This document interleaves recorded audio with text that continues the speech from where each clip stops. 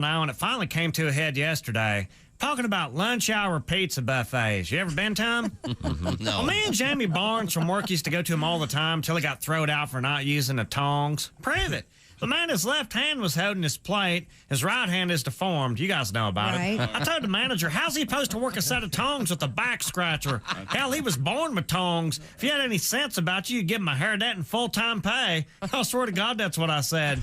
He'd make a great buffet attendant, man. But she thought I was getting boisterous, and we got thrown out before I even got to my breadsticks. But my thing with pizza buffets is they always sound good. I mean, all you can eat for like $4. Well, until you get the drink, then somehow the total's dang near $10. Who's doing that math? That's why I started bringing my own 2 liters. I swear to God I did.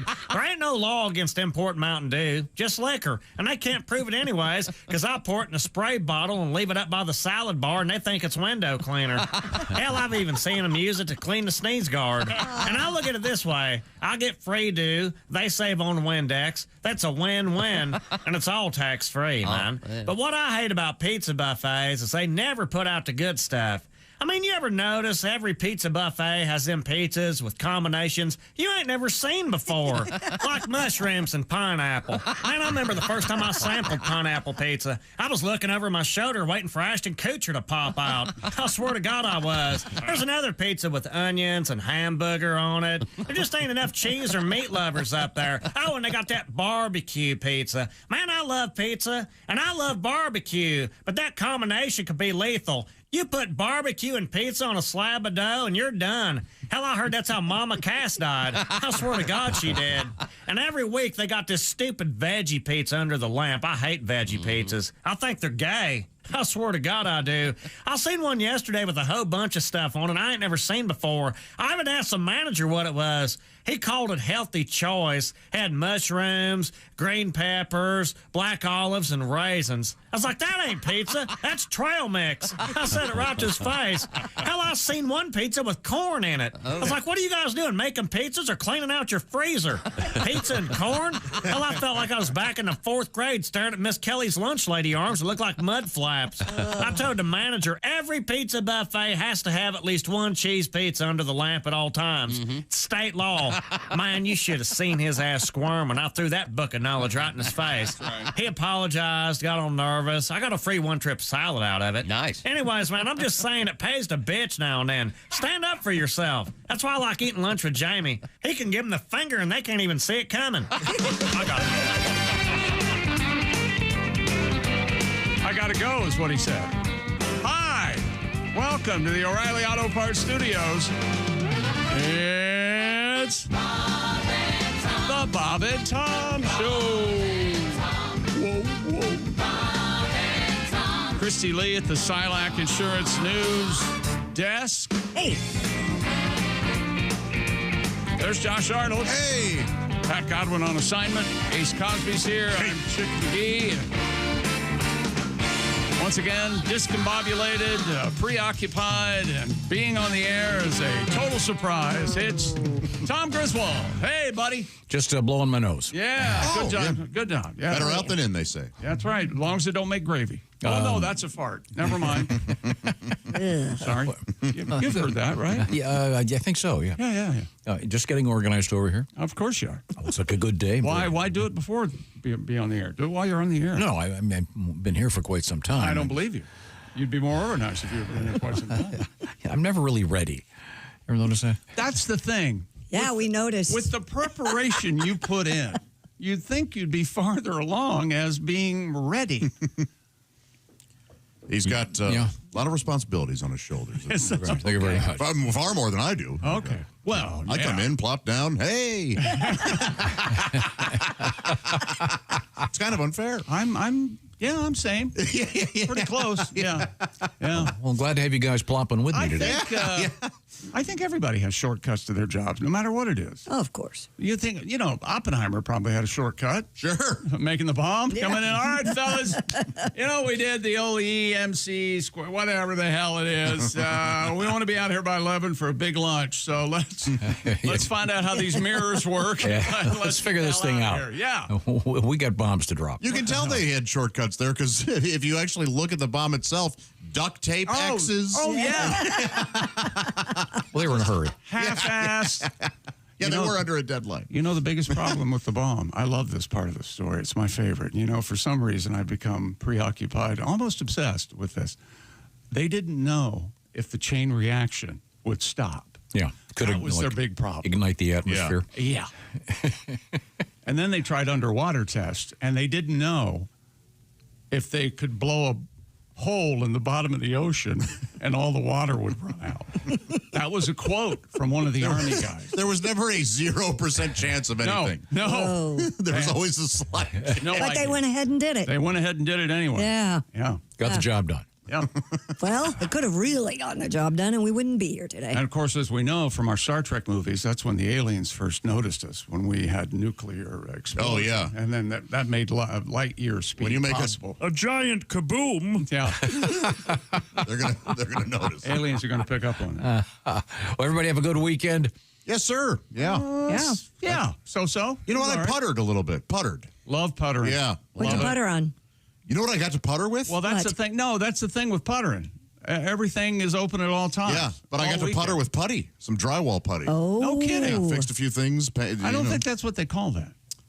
What, the drywall putty? Mud. Yeah. Spackle. It's mud. Spackle, It's mud. spackle, yeah, Oh, but it drywall actually mud. says drywall something on it. It doesn't say yeah. putty, I don't think. No, Were you on a ladder? No, I didn't have to be on a ladder this time. Yeah, What? they make Good. ladders He for doesn't me. want him on a ladder. Why don't you want Josh on a ladder? Oh, it's dangerous. See? Hire out. Get a professional. Oh, I have a great ladder. What about step stool? Step stool dangerous? Oh, it depends how brittle you are. Although I fell out of like a second-story window one time. What? What? I was up on a ladder, and I was at the second-story window. Yes. And you know, now that I think about this was quite a while ago, back in the early 2000s. I might have been pushed. Now that I think about it, but yeah, I fell and I luckily landed in a bush. I was going to say, you had and to. took one of the branches into my side. It punctured my side. Oh man. But that's nothing compared to your most famous fall. Oh, through the ceiling. Through the ceiling. Yeah. But That's really well, what happened again? You were. Well, I was up in the. You know how you can walk on joists in your home, and if you walk on a joist, you're okay. But if you go the drywall is not load rated. I don't think you guys know that. It's more decorative than anything else. And I stepped on. I accidentally tripped and stepped on one side, and then my other foot went on the other side of the joist. And fortunately for me, my testicles broke my fall. Oh yeah. As they hit the joist. Oh my God! Do we have a photograph of your legs dangling through? No, but there might be a photograph of me the second time it happened of where. It happened twice. The bruising of my inner thigh. Nice. Did you replace the drywall or did you use that drywall putty? I used drywall and the drywall putty. Yeah, baby. I Then you sanded it down and then got to paint it. Oh yeah. Yeah. I took out some wall lamps that I actually had the wires fed through. When I first moved in there, I put these kind of like in a hotel when you have reading lamps Sconce. in the wall. Right, on the Yeah, side they're of your sconce bed. lamps. So yeah. I had those. I took those out, and then now just regular lamps on my end tables. Nice. Yeah. Did you take the electricity out of the wall? Yeah. Okay. Yeah. All good. Yeah. Okay. You don't mess with electricity, do you? No. And you don't get up on ladders. I try to avoid it. I get up on them, but not too high. So what'd you do this weekend? Did you putter? I did a lot. Swim? Did you get in I the did pool? a lot. He sent me pictures from something he I did. went to the fair. I went to a concert. I rode my bike hours and hours. Stay off the bike, please. I went carefully. There were a lot of people on bikes this weekend. We'll check local listings. Beautiful weather finally. God. Little break in the heat. And What concert did you go to? Oh, let me guess. Stapleton? Yeah, Chris Stapleton. And I'm not at all familiar with his work. So that was really interesting He's to go wonderful. to. Yeah, he is. But I'm not familiar He has a with him. very distinctive voice. Yes. Yeah, that guy's great. Great player, great band. I love him. A lot of, what do they call that? Soul, Yeah. I think. Yeah, it's interesting going to a concert where you've got, 30,000 people that know every word and you know none of them. And it's just kind of, okay, I'm getting into this. I see how this works. Were you spending most of your time looking around going, will you guys quiet down? I'm trying to listen to the music. No, we had a great time. Good. I saw the Black Mood Saturday night. Kind of a different concert. Very loud. I think my ears are still Yeah, ringing. mine are No ringing kidding. too. Yeah. I guess Friday night they had an acoustic. Yeah, I Let's go to that. looked at my husband and I go, I think next time we're going to the acoustic show. Yeah, you can. I'm becoming an ear plug guy. Yeah, No that's what kidding. Alan Yeah. told me. He goes, you got to keep the foam earplugs in your pocket. I forgot. Yeah, what? Yeah. But they were great. I'm hoping this wears out. We're going to get to your letters in just a second. You can reach us, of course, Bob and Tom at bobandtom.com. We have more dildos in the news, of all things. Yeah, today. another incident. Oh, man. And an arrest. Yeah. We have Dildo arrest. Reese's news. Yep. Reese cups, Reese Piecey. Reese's. Oh, sorry, Reese's news. Reese's. Embarrassing Hill Jacks. Reese's and drywall putty. A couple of Chuck E. Cheese stories. A porno in the news. You know, I miss Chuck E. Cheese. I don't have any children of that age Right. to head on over. Well, they're going to do an adult Chuck E. Cheese. You know that, right? Well, but what would stop? Would it not be wise for me to just go there for lunch one day? Say me and Josh walk in for lunch and want a two-top with a pizza and a couple of beers? I would think they would serve us. I don't know. You think they'd Then we serve can play us? some skee ball for a while? I don't see why you couldn't. See, that'd Take be a it to problem. Dave and Buster's, you creeps. Yeah. You think? But maybe that's why they're going to do an adult version because so many people were doing that. That's good pizza, I'll tell you. Dave and Buster's was supposed to be the adult version, and then they started letting families in. Yeah. Okay. You can't have a good cockfight with families walking around. I can't believe you brought up the nuclear bomb because we actually have radioactive nudes today. My psychic comedy Yes. continues. Radioactivity is indeed in the news. Yep. Plus, I think everyone's going to love this dog surfing. Oh, we are. Yes, I'm already on board. To be clear. No. Have you seen how easily these dogs can surf? It's stunning. They got it down. Yeah, but to be clear, this is dogs on surfboards, not people surfing on dogs. Well, thank goodness for that. Well, we lost another one. Well, it's either dogs on surfboards, Yeah. or people surfing on dogs, or really ugly women surfing. Right now, we're going to check in with our hearing, if we still have it, and those great Raycon earbuds. Raycons, that's right. Don't you just love when one of your favorites comes back better than ever? This message sponsored by Raycon. Well, this July, guess who's back and better than ever? Raycon's fan favorite Everyday Earbuds Classic, now with active noise cancellation. The return of everybody's favorite and ANC. That's professional talk for active noise cancellation. The latest version of Raycon's Everyday Earbuds Classic got active noise cancellation, 8 hours of playtime, 32 hours of battery, and the Raycons will never leave your ears. Audio quality rivals all the big audio brands you've heard of at half the price. And Icon returns. Get yours today and free shipping on every pair of Raycon earbuds. We've got a deal for you. Go to buyraycon.com/Tom to get 20% off the fan favorite Everyday Earbuds Classic. Right now, Raycon is offering 20% off their Everyday Earbuds Classic. That's buyraycon.com/Tom. Coming up, are your tattoos keeping you away from pornography? We'll find out. And we got hot dogs in the middle of the road. We'll find out how they got there and if you want to eat them or not. We are in the O'Reilly Auto Parts Studios. This is the Bob and Tom Show.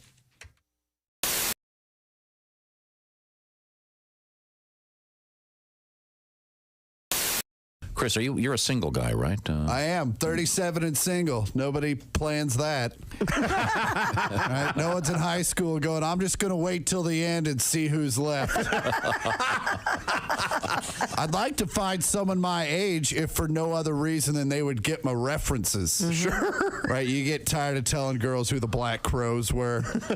And I don't know if you've ever dropped a Fletch reference on a 23-year-old female, but you might as well hand that girl a Rubik's Cube and a beeper. Because she's just staring at you like, what's a water buffalo?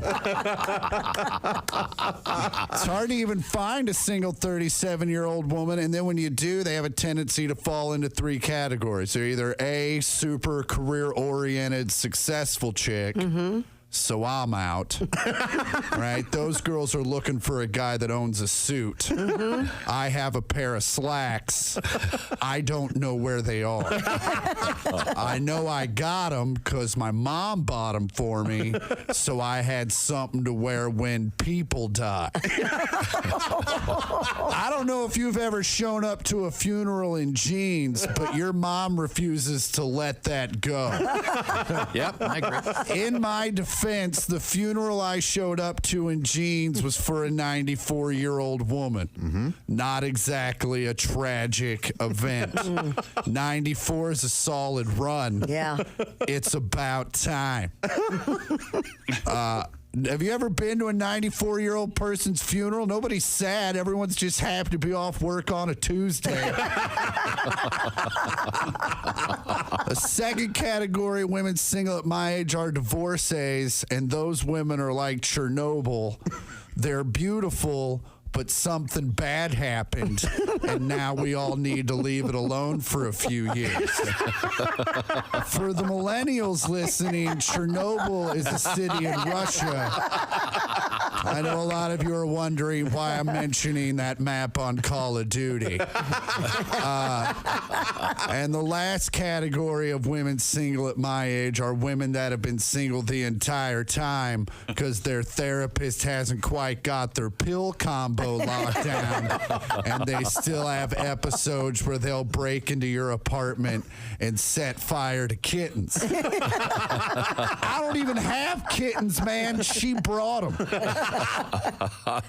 Chris Porter. This is Todd Berry. Once again, Todd has just established that he's not into astrology, but he's very proud. And now I'm going to read an offbeat news item. I can back that up. My numerologist told me that astrology is a bunch of crap. How many times did you type? Yeah. Okay, I'm sorry. 4. Go ahead. This is a woman fried 8 goldfish amid fight with axe. This is in Pasadena, Texas. Authorities say a Houston area woman who was burned up at her former common-law husband fried their pet goldfish and ate some of them. In front of what? Pasadena police say it's a civil matter and no charges will be filed. The 7 goldfish were purchased together by the couple during happier times. Now, this sounds like it's from The Onion. I know. It does. Remember when we bought the goldfish? How much in love we were. Police spokesman Vance Mitchell says the man reported on Saturday that the woman took the goldfish from his apartment. Mitchell says the two argued earlier about some jewelry the man had given her but took back. She wanted the jewelry returned. So the natural go-to response is to eat goldfish. Of course. Officers who were dispatched to the woman's home arrived to find 4 fried goldfish on a plate. The woman said she already ate the other 3. show him. I mean, you do eat other kind of fish. So Yeah, I guess, but jeez. Stay away from her. Wow. That's a kind of basic instinct. What was 7 that? goldfish. Oh, the bunny Fatal rabbit. Attraction. Fatal Attraction. Bunny. Bunny rabbit. Bunny. Glad they didn't buy a dog. They bought the goldfish Together. During happier times. Oh, yes. 7 goldfish. When did they buy the deep fryer? Next summer at the State Fair. Paul, you kind of came off the road as a comedian many years ago when you started doing the TBS show. How many? We started in '95, so Really? 14 years. Wow. Doing it. But you occasionally go back out on the road and do stand-up. I do. I took a little time off the last couple of years, but now I'm getting back out there. You know, it can kind of burn you out being on the road. But, Sure. you know, I always see stuff on the road that you just don't see anywhere else, and it just makes you laugh. And I was staying at this hotel, and one of my club dates, and I go down to the jacuzzi, and there's a sign above the jacuzzi that says, "No one shall jump or dive into the jacuzzi." Now, if you're going to dive headfirst into a jacuzzi, are you really going to be swayed by the word shall? Come on, boys, let's go in the jacuzzi. Hold on, I see the King's English. Wow. What the heck? I'm guessing that was a lawyer. They really should have. That just made me laugh all day. That takes away the loneliness of the road. 'Cause it can get lonely. welcome back to the Bob and Tom Show. There's Christy Lee at the Silac Insurance News Desk. Hi, Chick. There's Josh Arnold. Hi. Ace Cosby's here. We're in the O'Reilly Auto Parts Studios. Think O'Reilly Auto Parts for all your car care needs. Get the parts and service you need fast from the professional part people at O'Reilly Auto Parts. Greg Warren today with the Warren Report. Reno Collier coming up with a country fried take. I'm Chick McGee. Hello, Tom.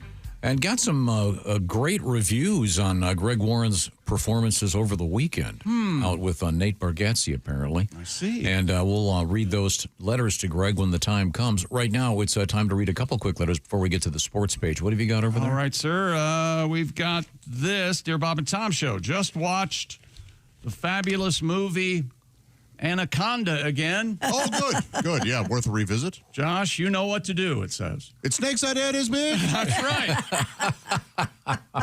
And Sam contends that his emails never get read on the air. I'm including my name and location. Feel free to say my last name. I won't sue.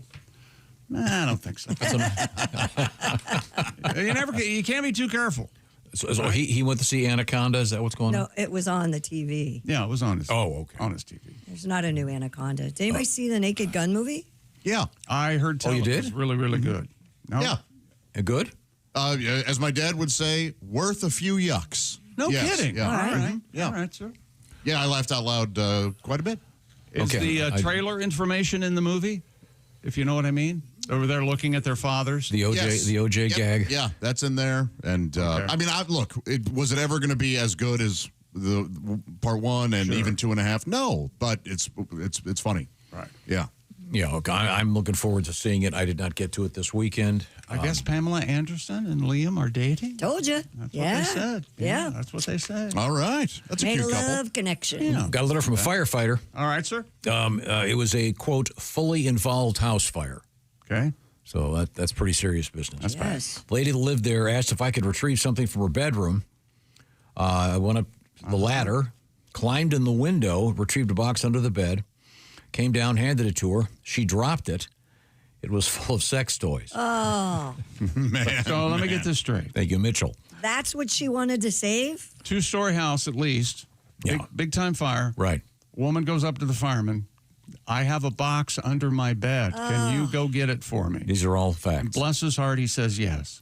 Risks his life. Risks his life. I think he probably thought it was some kind of mementos or letters I'm from sure her he late did, husband or yeah. something. Yeah. It was. But we do have coming up in the news Well, once we got again. it coming up right now. Okay. Another adult toy was thrown onto the court during a WNBA game. Just days after a sex toy made an appearance on the court at the Dreams game against Golden State, another incident occurred in Chicago on Friday. An adult toy was thrown during the third quarter. Golden State again is involved. Wonder what the deal is. 73-66 victory over the Chicago Sky. Someone seems a little surprised. That's from Tuesday's incident. An adult toy, the official kicked the object aside before it was picked up and removed. The league warned that any fan who, quote, intentionally throws an object onto the court will be immediately ejected and face a minimum 1-year ban in addition to being subject to arrest and prosecution by local authorities. No word on who was arrested for this incident. And there was one last weekend, and that was a bright green dildo. Yep. They haven't gone into much of a description, but they're calling it the phallus at the palace. Oh, Interesting yeah. enough. Yeah, It's that's going to be kind of a famous. Is that right? Yeah. I wonder if the people just wanted it signed. Oh, But I put it to you, what would have happened if during the Detroit Red Wings game, when the first octopus was thrown out on the ice, that person would have been arrested? Maybe this is some sort of tradition they're trying to get started. that's what I'm thinking, yeah. for the WNBA Probably game. a very bad idea. Yeah. Well, apparently there's some feedback now from the players, and the words disrespect are. Yeah, I would think It seems, yeah, this it does seem a tad disrespectful. Tad. But does it make it any more disrespectful, less, or the same if a dildo's thrown out on an NFL? Less. Okay, because the guys are involved. Yeah. This- How did they get it in? Into the arena. I don't know. That's a good question Wait a because minute. don't you go through No, I think he's asking how do you get the bill. you're No, in the- See, when two people love each other very much, sometimes they incorporate toys. as you know, I've attended a WNBA game, and you can only have ladies a very small purse. They search all your stuff. I don't know how you would get anything in there. And correct me if I'm wrong, but the WNBA game is where you first found the wonder of a scoreboard. Well, is that right? That tells you everything. It's a scoreboard from the next century. I mean, it had lights on it, numbers, man. video. It was very good. This is a bad precedent. They don't need to have this becoming a thing. Well, I'm sure. Yeah, that's. I'm sure it'll all die down. Yeah. This is just yet another distraction in our culture. We'll move forward here. This is Dear Bob and Tom show. Hi, Chick and the gang. I don't know why I was singled out. Chick, I tried your phrase, quote, you want some of this, I put it away. Mm-hmm. It worked like a charm. Oh, wow. Then later that same week, she said, hey, I want some of that before you put it away. Oh, look at that. Damn, I love this woman, he says. That's from Steve in Maine, a VIP listener. Hello, Steve in Maine. Hi, Steve. And who's the most famous Steve in Maine? Stephen King. You think that may be? It might be King. Yeah, the King. I will bet. I'll take the under. I believe Steve's wife is named Tabitha. That's exactly right. She writes as well. Pet Cemetery was on yesterday. I walked by the TV. It was on. Oh, sometimes dead is better. That's right. For sure. Yeah. Sometimes dead is better. Do it. Followed by Cape Fear. Is better. Man, I forgot how bad Robert De Niro. De Niro's version. Yeah. I mean, it's just creepy. Although, who's in the first one? Mitchum? Robert Mitchum. Yeah. That's a pretty. Gregory That's pretty good. Peck. Yeah.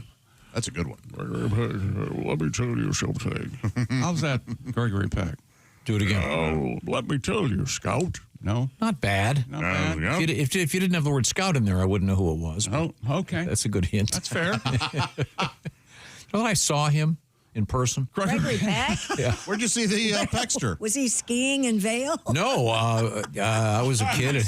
We're going around the room. I saw Gregory Peck. No, really, seriously, I did. I and he was believe you. I remember he was wearing an impeccable blue pinstripe suit. That's right. Oh. Just beautifully appointed. Yeah. Same thing with Duke Ellington. I saw him at the airport, and he wore an overcoat like a cape with his arms knotted in. It was very elegant. Mm-hmm. I'll be. Had an entourage. First time I'd seen an entourage. You just know all the stars, don't you? No, I mean just random people. Haven't you seen someone at random that? When you saw Duke Ellington, were there any other firsts that may have? You were a young child. That's a fair question. Was your father or possibly any of your grandparents around when they saw Duke Ellington? No, my grandparents were all dead. So, sorry. Back to you. You know the famous story at my house is when my mother saw Charlie Pride for the first time on Hee Haw. Sure. You remember what she said? That's not Charlie Pride. Yeah. She would not accept it. Fought it tooth and nail. Let's see. Dear Bob and Tom Show, thank you for the entertainment you guys have given me throughout the years. You're welcome. Well, thank you, Luis.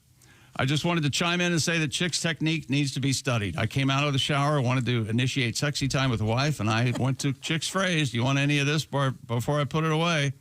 To my surprise, my wife chuckled, got up from the couch, and led me straight to the bedroom. Whoa. Wait, so we have 2 letters in favor of this technique? Needless to say, thank you, Chick, for getting me laid. Wow. Man. A little blunt there. We didn't. Have you tried this tactic? Why No. don't you give this a try? Yeah. No. No? What is the exact phrasing again? Do you want some of this Hey! before I put it away? No, and ideally you grab your crotch while you're doing. Hey, you want any of this before I put it away? And be a little confrontational. Make her make the decision. You're likely to get the no, I wanted a meal, not just a snack, one of those classic gags. Geez. You are setting yourself up for some sort of clever retort, yes? Sure. But that makes it even more fun, doesn't it? But as you can hear, sometimes it works. Yes. Like a charm, some would say. And we had 2 people weighing in today. That's amazing. Welcome to the Bob and Tom Show. We're coming to you from the O'Reilly Auto Parts Studios. Glad to be here. This is Hey Gang. That's us. A few weeks ago, you were going through a list of names for the male member. The list had many classics. One was missing. The only way to refer to a young male member is to refer to it as your weapon. Weapon? Okay. Wow. Sounds a little rough. Wow. This letter gets worse. Okay. Yeah, I kind of thought it might. Yeah, anybody who starts with Weapon. yeah. Yeah, I really can't. Somebody at least. Who gave me this? Somebody I can't read this on the air. At least is getting smacked around a little bit. Oh. They say weapon. This is from another Josh in Canada. All right. Well, good morning, Canada. Certainly happy to have you along with us. We certainly appreciate that. Now, what else have we got? Maybe this one's more. Nope, can't play it. I can read it. Okay, good. Can't you play that? Well, you can't play that one? Well, no, I can read this one. This is it's vacation time, of course, and in some ways, or in some places, the vacation time is going away. Certain schools are already in session, which This is your contention. I got caught on a traffic jam Instead of Thursday because I didn't realize that one of the major high schools around here was already in session. well, maybe people change their vacation times now to accommodate their school schedule instead of the vacations going away. Yeah, but it's in some states it's very hard to get employees now for the summer because in the month of August they can't find any. But that's another story. This guy writes, my family and I were gearing up for our vacation to Topsail Island, North Carolina. Just before we were about to leave, we got a call from the condo's owner saying the HVAC system was down. They could not get it fixed in time for our stay. Oh. They offered us any one of their other properties, so we picked a condo in New Smyrna Beach, Florida. Okay. And as I was looking at the driving directions to the condo, I noticed we were going to be driving within 10 miles of DeLand, Florida. Is that right? You know what New Smyrna Beach is known for? Josh, you probably know this. Sharks. That's what is the next sentence. Oh, really? Yeah, that's a big shark place. He goes, I can't wait to tell Tom's infamous joke when we get close to DeLand. I'm sure there'll be eye rolls and groans. This is Clint from West Virginia. Then he writes, P.S. I just found out New Smyrna Beach is considered the, quote, shark bite capital of the world. This may be my last email. I hope he's okay. I'll talk to Josh because he'll have a conversation. Isn't there a news story that there aren't nearly as many shark attacks as you think there are? They're just being covered by their sensationalized. Of course, yeah. The amount of shark attacks is really not. Yeah, negligible is what it is. Yeah, you mean like they're like the hand missing from the young lady that had bitten off. Okay, that's one. That's enough. Enough for you to not go back in the water. Yeah. That's why I went to Colorado for my vacation. I know. No shark bite. Sure, maybe a potential wolf attack, but they reintroduced the wolves. Wolves are sharks in the mountains. You guys know that. Yeah, you're in their house. I read a psychological story over the weekend that the oceans are therapeutically healing. I believe that. To the human being. Sure. Just being there near the water. Looking at a nice body of water. Where looking at a mountain. Anything, it's not necessarily. Well, that sounds ominous. What? Are you doing that? No. Where the hell's that I don't coming know what from? that could be. Mrs. Carlsberg. Mrs. Rance. Plumber, ma'am. Some would say the last decent SNL skit. This music did not win an Academy Award. It did not? That's stunning. Yeah, what? Whoa. What was it that? You're right. Probably something like Diane Warren. Like paint your wagon or something. Yeah, right. Wasn't it? Right. What was it? Was it John Something Williams? where if they all looked back, they would go, oh. Yeah. You like how the Beatles used to always lose to Herb Alpert? Hey, Herb Alpert put out a great album. Oh, sure, but I mean, yeah. Hit after hit after hit. Okay. Thank you very Baby.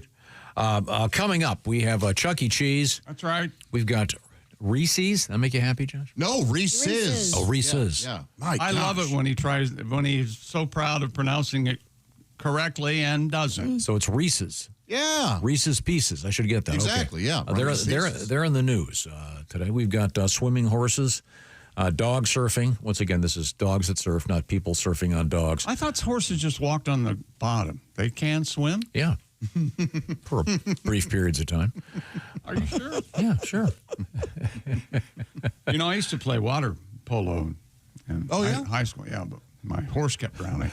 Oh, Did I tell you about well, that? this is why you think the horses can't swim. Right. Yeah. Gotta Boy, keep that water gets muddy. experience. That water gets muddy, doesn't it? Got to keep his head up. Yikes. The Bob and Tom Show right now is sponsored by BetterHelp. These days, feels like there's advice for everything, all kinds of stuff going on the internet. What is it? The cold plunge where you get in a big tub of ice, keeping a so-called gratitude journal. People could use more gratitude. Okay, I'm not knocking any of this stuff. Gratitude is in short supply, mister. Whatever works for you is okay with me. You could do a detox, drinking nothing but Coca-Cola. I don't care. But you want to find out what works for you. And one of the best ways to do that is by talking to a live human being, a therapist. And that's where BetterHelp comes in. Therapy from BetterHelp is helpful for learning positive coping skills without getting into a tub of ice. Although if you want to talk to a therapist while sitting in a tub of ice, you know something? That's okay too. BetterHelp is all about doing the therapy online, so it's a lot easier to access. More than 30,000 licensed therapists are participating in the BetterHelp program. It's the world's largest online therapy platform, serving over 5 million people. And it works with an average rating of, this is amazing, 4.9 out of 5 for a live session based on almost 2 million client reviews. So see what I'm talking about. And visit BetterHelp.com. I would recommend going to BetterHelp.com/BT show. There'll be some substantial savings on that first month. Bob and Tom Show listeners, once again, BetterHelp.com/BT show. And by the way, BetterHelp has can give you access to a wide variety of professionals with a variety of expertise. So if there's something specific you want to talk to, they'll try to line you up that way. You can switch therapists anytime. No additional charge involved. Once again, it's BetterHelp, H-E-L-P, BetterHelp.com/BT show. Also coming up, you know what a monitor lizard is, Josh? I do. Isn't it someone who makes sure you have a hall pass? Yeah, they have a tiny little flag. Yeah, they're nasty critters. Yeah. There's one on the loose out there. Some would say snitch. We'll let you know where they are, along with dog surfing on the way. We are in the O'Reilly Auto Parts Studios. This is the Bob and Tom Show. This is the Bob and Tom Show. Reach us toll free.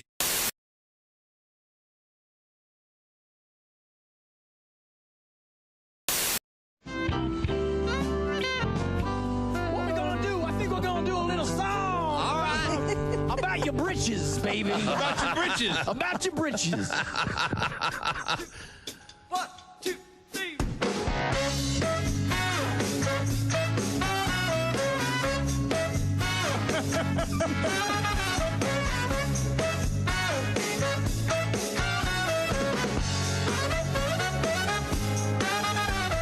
Monday, Tuesday, hump day is halfway. Stick it in the pig, pop it in the bank. Saturday's coming quicker than anything. 48 to rendezvous. I'm gonna blow a wad on you. Oh, I'm coming in my pants, my shirt, and my best suit, baby. Gonna pick your flower, gonna be there in an hour. Coming in my pants, shine shoes, and my necktie, honey. I'm so excited, I hope that I don't come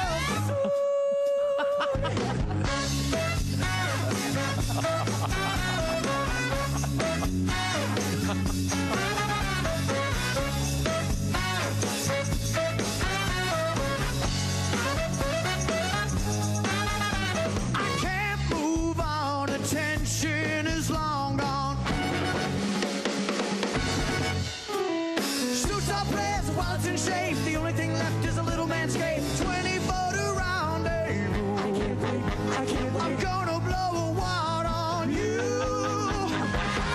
Oh, I'm coming in my pants, my shirt, it's my best suit, baby. Gonna pick your flower, gonna be there in an hour. Coming in my pants, shine shoes, and my necktie, honey. I'm so excited, I hope that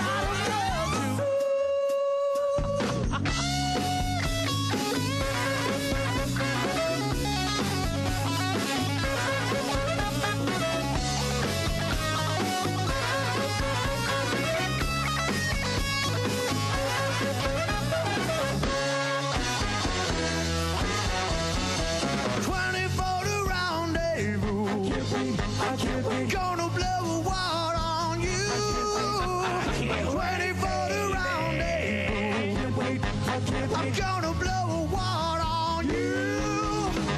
Oh, oh, oh, I'm coming in my pants. My shirt is my best suit, baby. Gonna pick your flower, gonna be there in an hour. Coming in my pants, shine shoes, and my necktie, honey. I'm so excited, you know.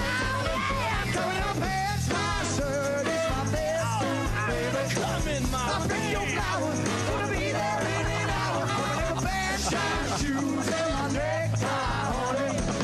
I'm so excited, you know. I can't wait, baby. I'm so excited, you know. I can't wait, baby. I'm so excited. I hope that I don't come too soon. Oh, dang. Oh, yeah. Fantastic. Here come the mummies. The stock market goes up, the stock market goes down, the stock market goes up and down. Now ask yourself, do you still want to be dealing with all this noise during your retirement? Didn't think so. With an annuity from Silac, you'll get guaranteed payments all throughout your retirement. Mute the flute of market mayhem with an annuity from Silac. Your relaxed and well-earned retirement? It starts here. SILACINS.com. That's SILACINS.com. Brian Johnson, first, the lead singer of AC/DC. For those of you who never heard him, he's like a pirate. Yeah. Hey, we're gonna have a good time tonight, right? Hey, matey, we're gonna roast up shore and give him a nice concert for a good hour and a half. And he can like it. Yeah. He goes. That's what it sounds like. He comes and he goes, Jimmy, me son, I'm somewhere in Europe, and someone said that there's a guy named Jimmy Brewer doing hokey pokey. Goes, I challenge you to come up on stage with me at the show I'm doing. Oh my God. Yeah, sounds amazing. Right? Sounds amazing. Right. We're at a club and he's doing a benefit. And so some of the guys from AC/DC and Deep Purple and all this jazz. And Brian Johnson goes up on stage and we rehearse for about an hour. He's like, okay, I'm going to go out and I'm going to bring you out. And like, are they going to like this? Oh, they're going to love it. They're going to love it. They're going to love it. Uh-huh. I said, okay. All right. Well, when do I know to go? The guy will come and he come and get you and you'll be on the side of the stage. He come and get you. All right. So I'm on the side of the stage and I get engulfed in the show. Uh-huh. Lights go down. The first song. Oh, yeah. Oh, wow. They're playing Shoot the Thrill. The floor's rocking. Next song.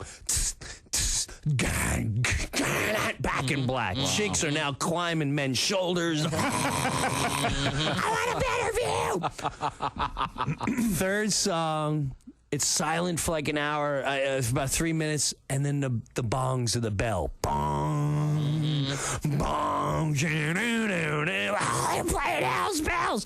Place is ready to riot. And the guy comes and gets me, and he's like, all right, kid, get on the side of the stage. Hokey pokey right after hell's bells. All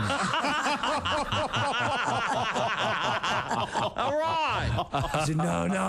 He's like, yeah, no, they're going to love it. They're going to love it. So I'm literally watching them like, Satan coming to you. Hell's bells.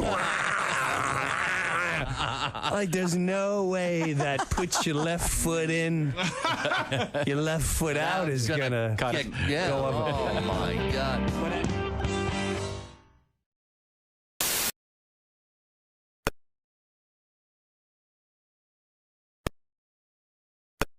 Cake at the dairy bar. And? Delightful. Good for you. Oh, good. It was. I got an ice cream headache. I ate it so fast because it was so delicious. Hey, welcome back to the Bob and Tom Show. There's Christy Lee and Hi. Josh Arnold, Pat Godwin on assignment, Ace Cosby. We're in the O'Reilly Auto Parts studios. I'm Chick with gas, a belch. A letter here. Hello, Tom. Josh has a letter. Comes to us from Dennis. He said, he says, I had a Tom moment this weekend. I think we should start calling these moments of Griswoldian splendor. Oh, really? Ooh, Of which type? I like I was driving to the store and noticed there were quite a few joggers out. Yep. I blanked on the word jogger and said, well, there sure is a lot of running around people out today. My wife just looked at me and shook her head. These things happen. Yeah. Yes, they do. Thinking and talking at the same time is an art form. I have not mastered it. Well, you're in the right business then. I know. And it's Man, the brain is funny how sometimes doors just slam shut in there and you cannot pry them open. I don't know whether to be mad at you or appreciate what you're trying to do, but sometimes I get the feeling you do that, so we'll help you along with the conversation. And I think you think it makes us feel more involved in the conversation. Do you You think do he that does it on purpose? Yeah, I think sometimes he does it on purpose. Wow, that's a very elegant explanation. Wrong, but no, I just forget the names of stuff. Fair enough. Okay. That just happens all the time. We've all got a lot on our minds in this world today. There were a lot of people on bikes this weekend. I was one of them. Man. Tom. Right. It's great to see people out. Yeah. What has to happen for us to get you off the bike? I'm fine. No, you're not. Well, you're my fine helmet. now. I'm doing a good job. Good. I'm a good Do boy. you wear a safety vest? Like if you fall off, it blows up? What? They have them for they have horseback those. riders now. Yeah. You wear a safety vest, and so if you fall off, I'm not it's gonna fall tethered. off. And then it blows up so that it bounces off the ground. Acknowledge that you might fall off your bike. Well, I mean, the ground is relatively close. Do you Do you wear clip in? Do you clip in toe clips? I have the slip-in toe clips, not the click. Do you click on. wear elbow pads and knee pads? No, I'm not mountain biking. I'm just riding on the trail. Okay. I'm fine. All right. See, I'm not worried about you. What about other cyclists or drivers? Well, the problem is they're allowing the electric bikes on the trails, which they shouldn't. If you're on one, don't go by me at 40 miles an hour. And I don't know what you're doing out on it anyway. You're not getting any exercise. I don't get it. Well, maybe that's their transportation instead of a car. Then what are they doing on a trail designed for people to walk and exercise? They're not going to work. Sometimes just getting outside is good for me. Right. Maybe that's what but they're doing. passing them with people trying to walk their dogs and everything, you're going by 30 miles an hour on an electric bike that you can't hear coming. No. Do you have a bell on your bike? I was discussing whether or not to get one. I say yes. Typically, you just say, I'm on your left. Right. Well, that sounds kind of short, is what I was going to say. Yeah, I think I may get a bell. How about this? On your left. Hello. No? Whatever frequency that is, I can't hear it. You can't hear the bell? No. Couldn't hear that? No. Honestly, Oh, no kidding. Oh, yeah, I can hear it now, barely. Well, I can't hear if I'm walking on trails. Oftentimes, I have earbuds in. Oh, okay. A lot of people do. Good point. I gotta always, but I keep my head on a swivel. Just constant. It's the most do that. unrelaxing walk ever. I do that if I'm not on a trail and just conducting commerce. Then you've got the people walking 5 wide and the thing. Or you have people walking at 4:30 in the morning on a major road. That happened today. There were 2 people.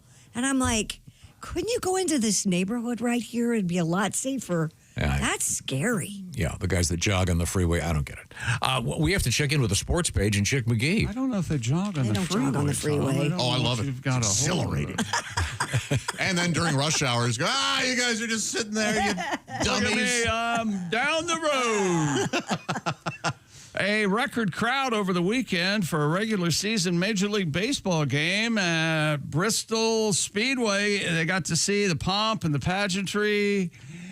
Sort of. The Braves and the Reds? Called the Major League Baseball Speedway Classic before the rain washed out the game itself in the bottom of the first on day 1. Okay.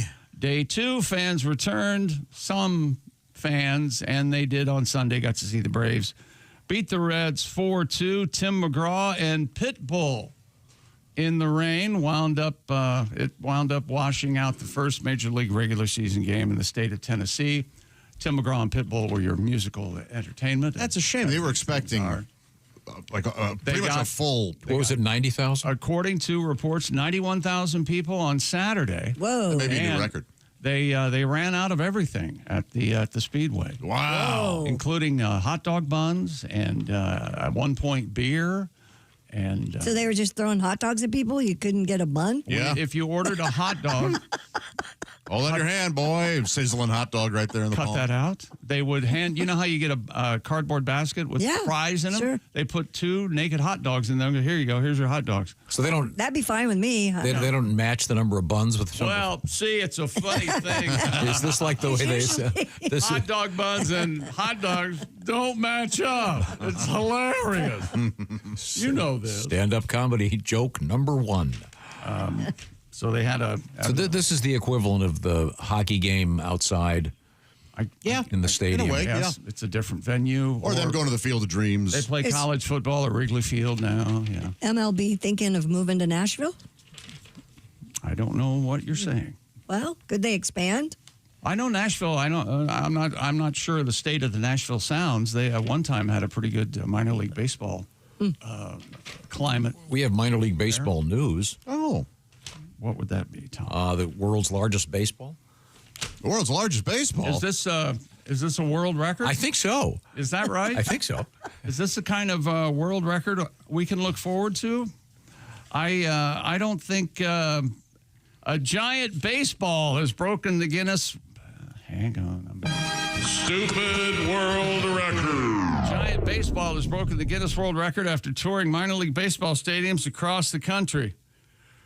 The oversized ball, measuring 8 feet in diameter, covered in autographs from 6,750 people, earning it the record for the most signatures on a baseball. Boy, it's all fun and games until it comes off its pedestal and Raiders of the Lost Ark somebody. Some poor child. The tour started June 24th at Victory Field in Indianapolis, home of the Indians, and over the course of more than a month, the baseball stopped at 15 different minor league ballparks, giving fans the opportunity to sign their names on the baseball. Tuesday, the ball reached its final destination, the flagship store in New York City. It sounded like baseball. Foster Brooks for a second on the baseball. Where was it officially recognized by the Guinness World Record. All right. there you Now, I need to know what's on the inside. If it's actually built like a baseball. Everybody, I need to tell everybody that Tom keeps glancing at me and he has a smile on his face like, isn't this great? Isn't it great? There's a picture of a kid signing it, standing at his father's shoulders. I don't It's think a gigantic baseball. Yeah, but I don't think it should count. Right, it's got to be full. It's cork, probably. No, Yeah, but most signatures on a baseball, most signatures on the largest baseball you've ever seen, I understand What's that. interesting about this baseball is even though it's 8 feet in diameter, there you go. There's a picture of a guy signing it. You know what? It looks like he's writing Craven Moorhead. I was totally wrong. This is hilarious. Even though it's 8 feet in diameter, the Colorado Rockies still couldn't hit it. They're a bad team, you see. Tough season. A record of sucking. Shoddy ball club. Yes, not good. Attendance great. Down. Skill level close to zero. You see, We did have a NASCAR race over the weekend. William Byron, his nickname, Tom? Lord. They call him the Lord. He fought off fuel worries in the closing laps. Some would say a fuel clinic. And the Iowa Speedway, 350-lap race without a stop. 144 laps at 350 race without a stop. He won the Daytona 500 in February. The Lord won, Tom. Did you hear That's right. Did you hear all this? Bound to happen. More sports coming up, including dogs. Got Dad on his side. Dogs, surfing. Are concessions at NFL games the cost getting out of hand? Are we going to talk about it? And I'm sure you thought about this like I have. What is the sexiest mascot in Major League Baseball? In Major League Baseball. Oh, yeah. We'll talk about That it. Red's the woman with the giant baseball head. Rosie Red is on the list. Okay. Oh, yeah. Is there, I suppose, a fetish for that? Do you suppose? Absolutely. Some kind of mascot fetish? Like some Close to furryism. some poor guy. Only thing can get him going is Can you wear the head, please? Is the Philly fanatic. oh God. The Philly fanatic. So once again, Oh, that's yeah. the beauty of this show. wake up and we'll remind you of things you're glad you're not. Yeah. We're coming right back to the O'Reilly Auto Parts Studios. This is the Bob and Tom Show. Thanks for listening. Portions of the show brought to you by Champion Windows. This is the Bob and Tom Show.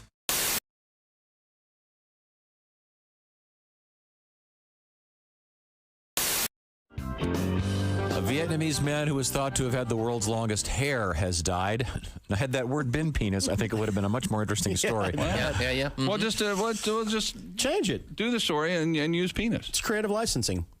You want me to, wherever the word hair is, say the word penis? There you go. Now we're on to something. It'll be fun. Don't use the word penis. Use the word Wang. Wanker. Wang. Yeah, Wang. He's Vietnamese. Go ahead. Yeah, Wang. The exact length of Tran Van Hayes. Wang. Could I read the story? Sorry. That's not correct. That's not correct? Can I read the story, please? Go ahead. Now you know how I feel. If you'd let me finish, you'd. No, we're not. Go ahead. Go ahead. Why are you looking at me snottily? She's running her pie hole over there. If you'd let me finish, you'll find out why. All right. The exact length of Tran Van Hayes Penis? unwashed. Unwashed. You know what? You know what? You just can't resist, can you? You did just jump in a little easy. Let me tell you what. I am not going to let him Can get I this tell you story. something? This will be. I apologize. You were exactly right. See, if I say the exact length of Tran Van Hayes. Can you read that sentence again, please? Go ahead, read it again. Completely read it again. We're now, once again, we are substituting the word wang for the word hair. All right.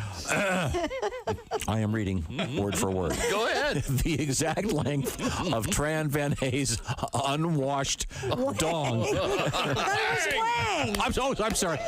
The exact length of Tran Van Hayes' unwashed wang was unclear. But some estimates tell with all the dirt on it. Some estimates put it as long as 6.8 meters. Now, Christy, that's 6.8 It's like 18 feet. That's like 20 feet. Yeah. Oh my. Well, I watch. I'm home during the day a lot, and I have a little ritual called watching 8 hours of Law and Order in a row on cable. Because you can. Yeah. Law and Order, yes. Law and Order, yes. Law and Order, yes. Charmed, crap, it's over. But I love Law and Order because it's ripped from today's headlines. You know? You take some news story that's going on, then they change the names up a little bit, then they make that the plot for the episode. The thing about Law and Order is, though, every episode has to involve a murder. And even if there's not a murder in the news story they're talking about, they just go ahead and add a murder into what happened. Okay. And, which has got to piss off the people in the news story because they're watching. Fred Thompson and Sam Waterston are hashing out the case. Now, Jack, I'm afraid you're going to have a political firestorm on your hands if you insist on prosecuting this as a first-degree murder trial. Politics is your area, not mine, Arthur. It's my job to convince a jury that the governor of New York was caught with a high-priced call girl and then murdered her. Elliot Spitzer is sitting home saying, whoa, I didn't murder her, all right? Everyone knows you're talking about me here. You're not fooling anyone with this Elliot Bitzer character. Yeah. He should sue Law and Order, which would be an episode of CSI New York. I don't know how the jurisdiction works.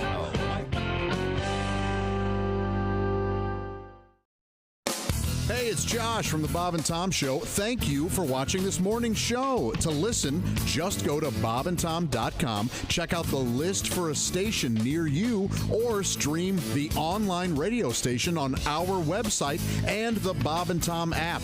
The Bob and Tom Show, on air, on app, and on demand. Last time you were here, yes, you got talking about catchphrases. Oh, yeah. I'm not even sure you remember this. In fact, I remember it. we actually use it. We use it a lot. Right now. And How's that working for you? I got to say that, I'm a comic, so everything, and when I improvise something, it's a throwaway. And I'm certain that I've thrown away my career and the potential for a decent career 100 times. I've had people say to me, that baked bean bit, the funniest thing I have, and I don't know what Don't know what they're talking about. You know, because it's like, I got my stuff, and then I got because you had that guy on from Bruce Springsteen earlier. Sure, And he was talking about working with the boss and the boss way he works a set list. That's me. Yeah. I don't mean to say I'm like Bruce Springsteen, but I'm like Bruce Springsteen. Okay. You change it up every night. I have a set list, and then I'm willing to. And you never follow it, yeah?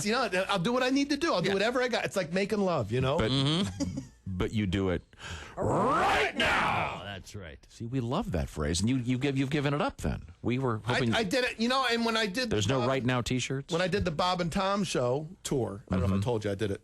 Sure. And Chick introduced me. He introduced me with that catchphrase. Oh yeah, it's starting. It's starting. Is it sweeping America? And we want to. We'll bring you back on the tour, but only if we can do the right now thing. Oh, look! Could I hear what I gotta do? Could I hear the baked bean bit right now? Because sometimes my mom used to make baked beans with her special sauce. Yeah. Which was mustard, ketchup, and sugar. And she would, she goes, go on to the dinner, come here right now. Right now. And she had this really deep voice. That's before she stopped smoking. Yeah. She was a Pall Mall babe. Wow. Did the sugar make the beans Brown sugar. Sweet? It was a brown sugar. It was like the best thing in the world. And Yeah.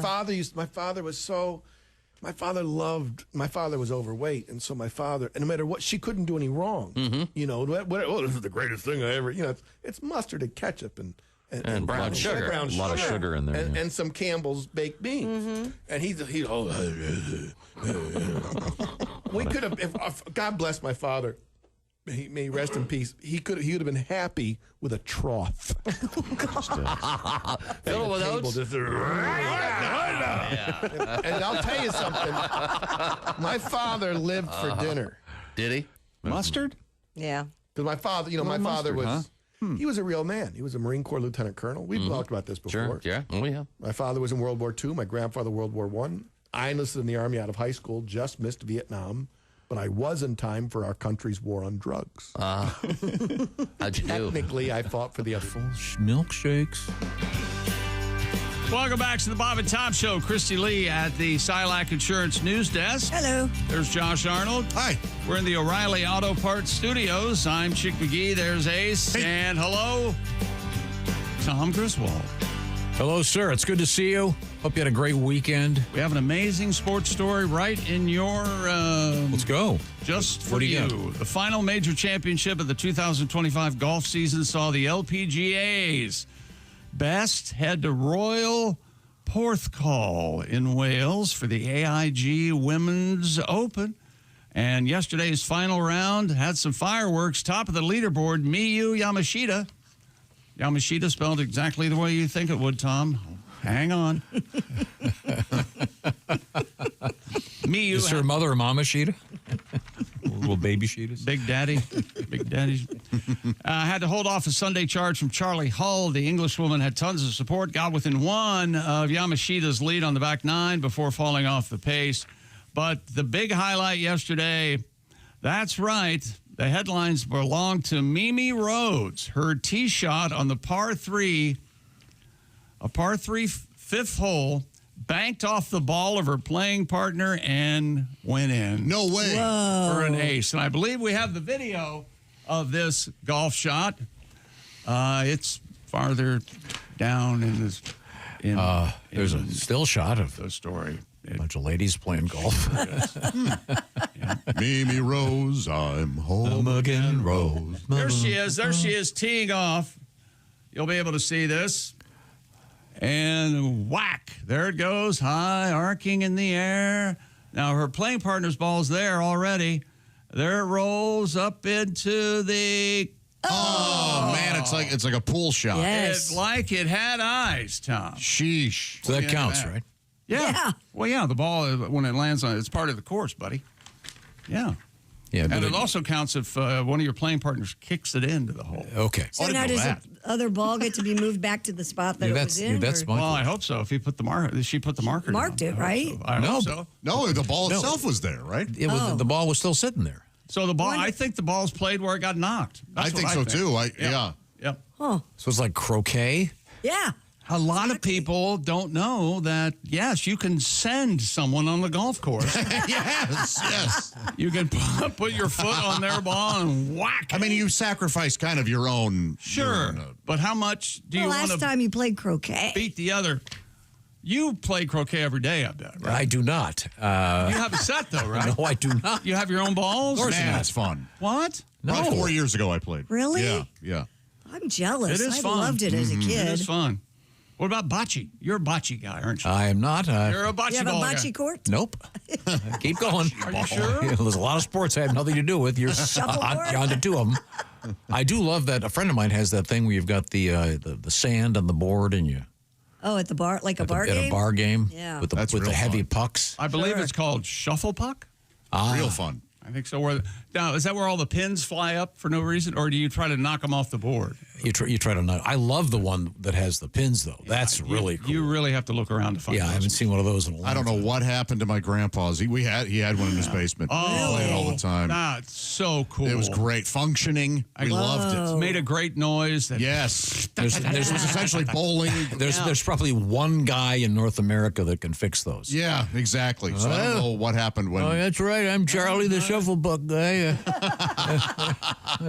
I got a mustard plaster on my butt, but I'll come over. right. Now, speaking of, we do have Chuck E. Cheese in the news twice today, which of course is the home of the skee ball. No, I'm not. Oh, I'm sorry. The Back to you. Arizona, the poll is out. The sexiest mascots in Major League Baseball. Okay. All right. Here we go. Let's go from 10 up to number 1. Number 10 is Oriole Bird. Oh yeah, The good looking bird. Baltimore Orioles. Number 9 is Orbit of the Houston Astros. Are you familiar with Orbit? He's got Not familiar with kind of like an alien. Number 8 is Raymond of the Tampa Bay Rays. Number 6, Billy Marlin. Oh yeah, it's a The sexy, Miami Marlins. sexy Not Billy Martin. Billy Martin. Yeah. Now here's where it gets interesting. Number 5 is Mrs. Met of the New York Mets. Yeah, she's got her place in my spank bank. Much like Really. Number 4 is Rosie Red, who we have the privilege of meeting every year. Yeah. She gets hotter every year. Yeah, I can't take For her. me. Number 3 is Clark the Cub, but I think that's a lot of Chicago fans packing the ballot box. Number 2, the Philly Fanatic, the sexiest mascot. But number 1 is D. Baxter of the Arizona Diamondbacks. There he is. Yeah. That's who's been named the sexiest mascot in Major League Baseball. He's got kind of a Baxter the Bobcat. Kind of mean looking to kind me. of a Like a wolf. don't mess with me look. No. He looks like a bad boy. Yeah, he does. Absolutely. You know what? I can fix him. Yes. Yeah, you get me in a relationship with him, I can fix him. That's exactly right. What, are you playing my side of the court here? He just needs a good woman. That's right. Exactly. That'll make him happy. Tame that cat. Thanks for going with cat there. I watched heard the pause. I watched the wheels turning. Words like I'm saying instead of. What mascot is this? Oh, the Arizona Diamondbacks. Baxter the Bobcat. Man. Evidently, they're up to their necks in bobcats in Arizona, I guess. Why wouldn't they go with a snake? Well, I mean, it's not... That's not diamond, attractive. but a diamondback. Less huggable, yeah. Yeah, a that's kid can't buy a huggable, stuffed sort of. snake. And if a kid does buy a stuffed, let's keep an eye on him, you know? I mean, Speaking of that, did you see over the weekend our good friend Drew Storen went to the fair with his little girl? oh, is he like... Did you see this? Hustling for stuffed animals Yeah, again? he was. She's got a cookie monster as big as this room. Major League pitcher Drew Storen. 98-mile fastball won her cookie monster. It was He should be banned. Still bringing the heat. great. She's sitting there with this huge cookie monster. It's Clocked in so at 98, Tom. What a con man. Yeah. Was he knocking over the milk bottles or knocking down the? I don't know exactly what game he was, but that was sent by her grandpa that I saw on Great. Facebook. Oh, really? Yeah.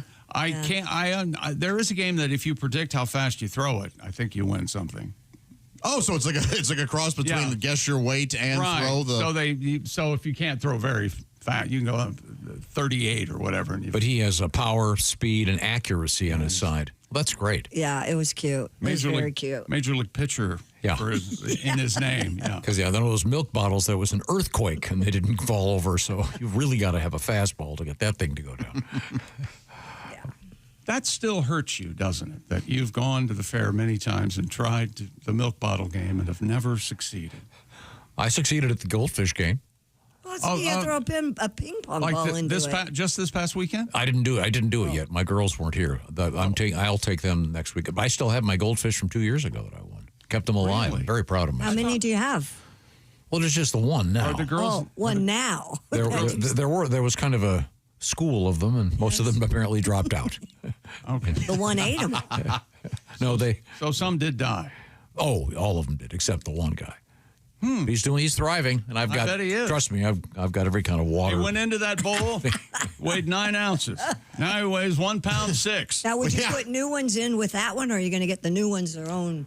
Don't disturb his environment. Yeah, the last time I tried that, that didn't work. So I'm going to leave this guy by himself. Good.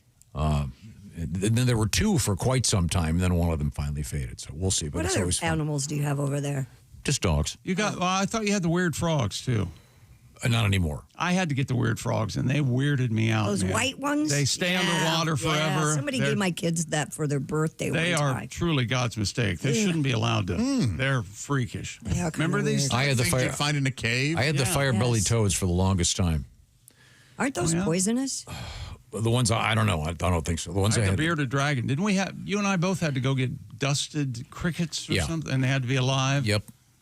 Because these evil, those are better.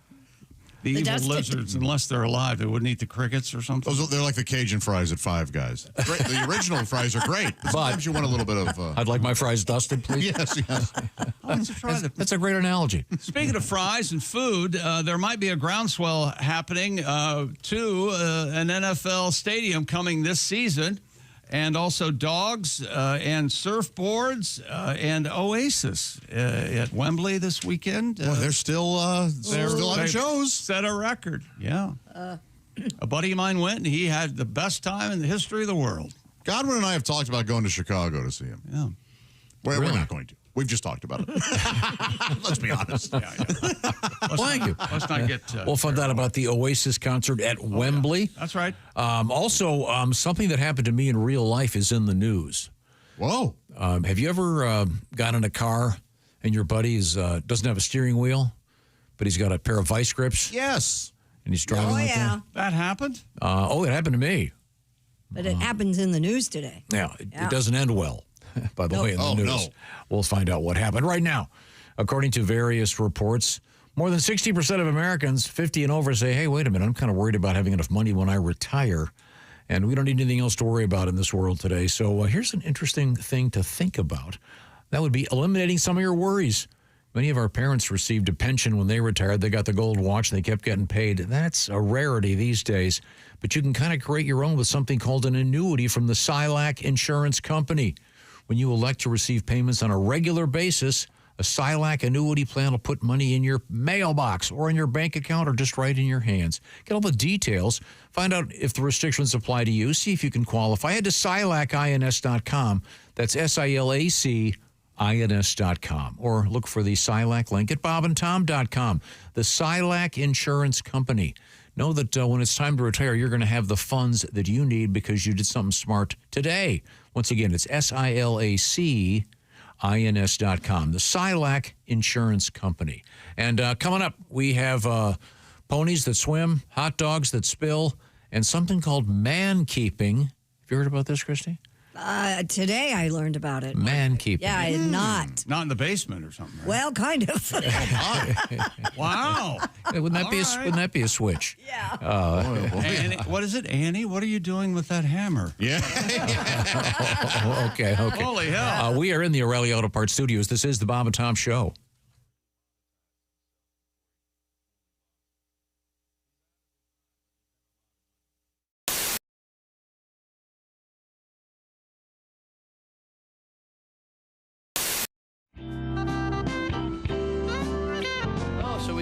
Cabinets returning. Cabinets are here. Now, Tim, we need to get to this because we have a time deadline here. We're hoping to hook up with Crosby, Stills, and Nash. Beautiful. So all right. move it forward. You know, they seem to have all the time in the world until you guys got in here. Yeah, it's sad, isn't it? What do you got? Let's We go. love these guys. Here we go. Ready to go? Let's go. Writer's block, writer's block, writer's block, that's what I've got. You think I'm kidding, but I'm not. I've got writer's block. Yes, he's got writer's block. Writer's block, yes, I know. This is where the joke should go. Is there a joke there? No. I got writer's block. Yes, he's got writer's block.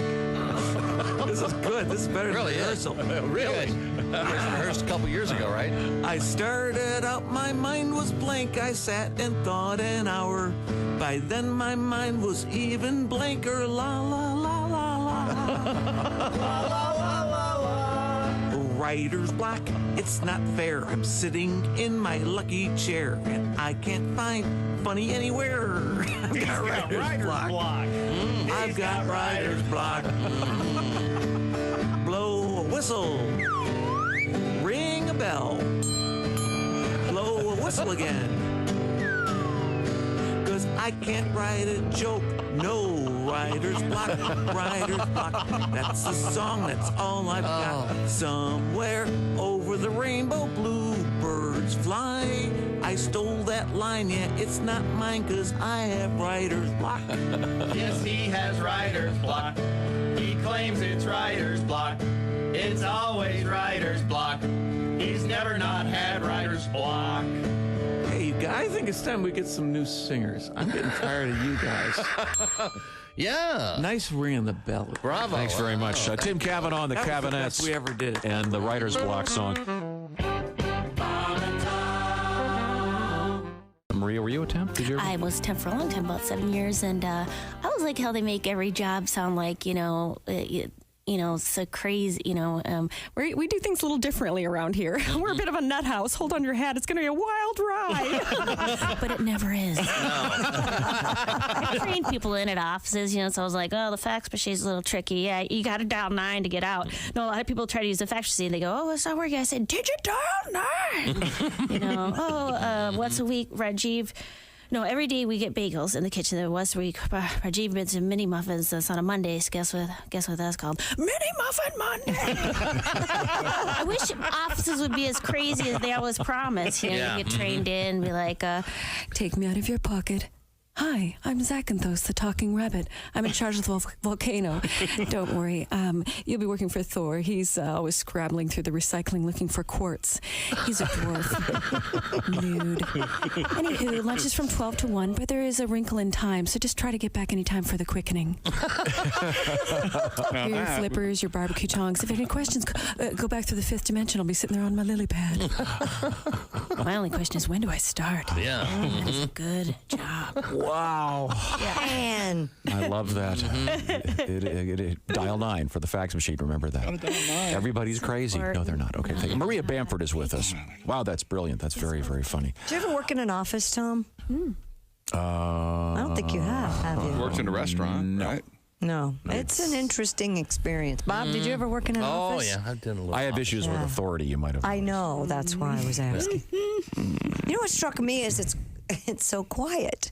What, in an office? Yes. Well, yeah. Well, that's if people are actually doing work, yeah. And I had to work at a bank once when I was at temp, and I was stunned at how quiet it was. And people whisper, Yeah, what the saddest place in the world is when you're the temp and it's time for office birthdays and you didn't get the email because you're not on the system yet. Right. And you hear the voice of your coworkers rise from the conference room, happy birthday, everybody who had their birthday in the office this month. And if you cup your Curves mug against the conference room door, you can almost hear the happy scraping of plastic fork against paper plate. And later sometimes, somebody comes by your cube and says, oh, there's cake left. Did the temp get any cake? What's her name again? Hey, my, if you want any cake, there's cake left. Nice. Cake? Temp want cake? Yeah. They all want cake. What's the exact correct name of this? The pickle dog. The pickle dog. Pickle dog. Okay, now. Well, we are all pickle dog virgins. So, Bob, why don't you go first, and I'll do the play-by-play. Now, Bob, your right hand, you're supposed to put your left hand behind your head before you. Oh, no! Pickle dog down! Okay, Bob is now chewing the pickle dog. He's about to give his analysis and his review. Bob. Delicious. It is delicious. It gets a thumbs up from Bob. It's very messy. Are they going to be able to show this on the TV show? No, Hey, John, eat it. It's very messy. Bob, your thoughts? John, I shot my hot dog. Right out of the pickle. Out of the canoe. Well, some people get a little excited when they have the first pickle dog. Well, you know, I did, and I've created a huge mess over here that actually looks somewhat like a porn shoot. Hi. There's Josh Arnold. Hi there. Ace Cosby. Hey. We are in the O'Reilly Auto Parts Studios. I'm Chick McGee. And Tom, you're going to go to an NFL game this season, do you think, at some point? I usually go to live and in person. I usually go to quite a few of them, as a matter of fact. Well, a lot of times you give your tickets away. I know that because you're busy. You're a wonderful guy. You go, here you go, and you only charge me 80% of the face, which I really appreciate. That's nice. Well, Philadelphia Eagles, world champs. Yeah. Post Eagles Nation. Are you aware of this, Tom? All the teams Right. have Yeah, followed by Nation. Nation, of course. Eagles Nation posted a photo of the menu at some place called Chickies and Pete's food stand inside of Lincoln Financial Field. Chickies and Pete's is a chain of sports bars in the Philadelphia area. If you were to get a table at Chickies and Pete's, a single serving, well, let's go down some of the prices for food. That's the idea So this is a behind restaurant inside and you can watch the game while you're eating. These are concessions, by and large, at Lincoln Financial Field, and the price. Okay. The story is average Joe can't afford them. I think you'll agree. All right. Chicken cutlets. That's what they're called. I don't know if they're deep fried. I don't know what kind of sauce they come with. I don't know who's cooked them. Nobody asked. Cutlets, $17. Okay. Order of cutlets. Crab fries, $17.50. Buffalo cutlets, $17. A cup of cheese, a ramekin of cheese. All right. $4. Whoa. Domestic beer, a can of Miller Lite, $18.50. Ooh. A large. That's steep. Let's say a large diet soda, $12.50. Come on. Man. A diet is $12.50. Regular soda, $9.50. Bottled water, $7.75. Why would the diet soda cost more? Because it's sugar tax. Ordered Are you more? kidding? I don't know. Just saying. Is there a sugar tax? Might be. But that would be that'd be the opposite then. No, he said a diet was cheaper than the regular. No. The opposite. Regular's cheaper. Regular soda, $9.50. Diet, $12.50. I heard it backwards. Sugartown. Remember Sugartown? Going down to Sugartown. Remember that? Sugar Shack? Is it Sugar Shack or Sugartown? That Sugar Shack. Oh, baby. Maybe diet sodas sell more than the regular soda, so they're making more money. Do they go shush, or do they go shish? The guy who sings Sugar Shack is that little place. Oh, yeah. Don't you want to beat him up? Yeah. I think it might be a lady, though, I think. Well, we may be thinking of different songs. Oh, okay. Because Sugar Shack is definitely the guy who said. Yeah, I know he. Sugar Shack. Shush. That's it. Because I don't hate it, but he creeps me out. Yes, sir. Who's it by, Tom? There he is. That's him. Oh, right. Is that right there? That cheesy, what is that? I love the whistle. It's like an electric piccolo. Yeah, that Like what would the Mellotron what would the sound be of shoving it down his throat? I don't know. Here we go. Yeah. Sugar Shack. Oh, God. Jimmy Gilmer? This part. Here it comes. Shush. Mighty good. And he puts the X in espresso, which I love. Tastes pretty good. Go ahead. Get out of here. If you went to a coffee shop. Yeah. Here we go. Sugar Shack. Maybe I'm thinking of a different Sugar Shack. Because I'm It's a girl, and she goes, shuh, shuh, shuh. That must be a different song. And is that a real flute or maybe a recorder? I don't know what it Is out in 1963. Jimmy Gilmer and the Fireballs. Oh. I think he was a one-hit one. I think you think coffee tastes mighty good. Oh, you just want to punch him in the face. You want to throw that espresso right in his eyes.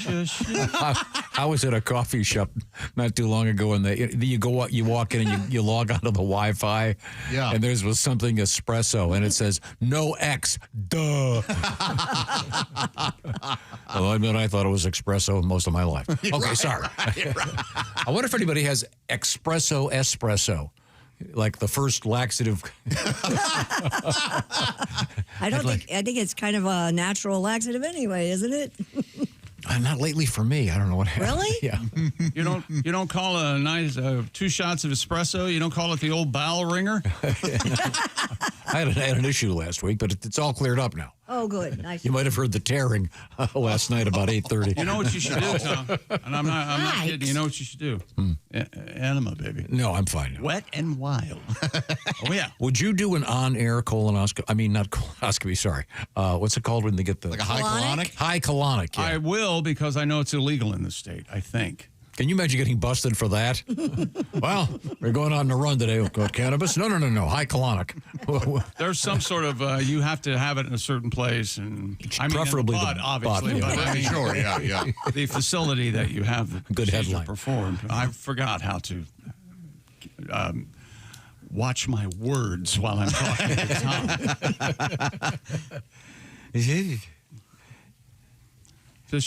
No, this isn't the same song. Here it is.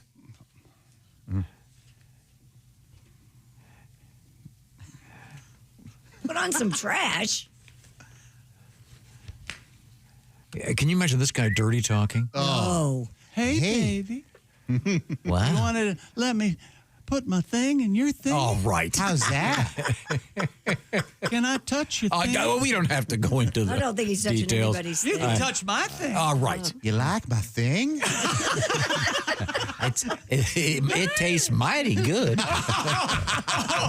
All right. You're the one that brought up that stupid You're the song. one. Well, that's why he's going to the sugar shop. I don't think it's the right. That's not the right. What song. are you thinking of? I'm thinking there's a girl that says sh sh sh sh. I know it's a song. I don't. Sh. I'll look for it. It's going to be hard. I think if you Google that, you're going to get a lot of coprophiliac related. Sorry.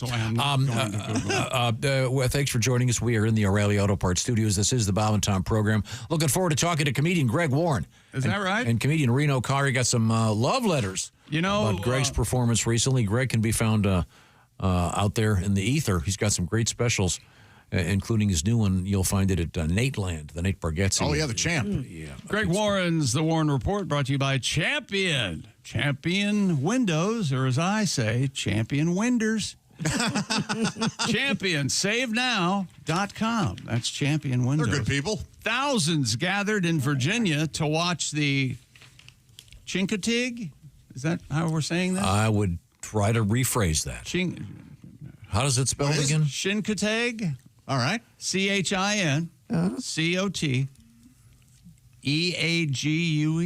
Oh, I don't know what that is. I'm assuming that the CH is a sh sound. Maybe that's where you're getting this. No, it's a sh sound. I think it's. There's an isn't I. it? Isn't it Chincoteague? Chincoteague.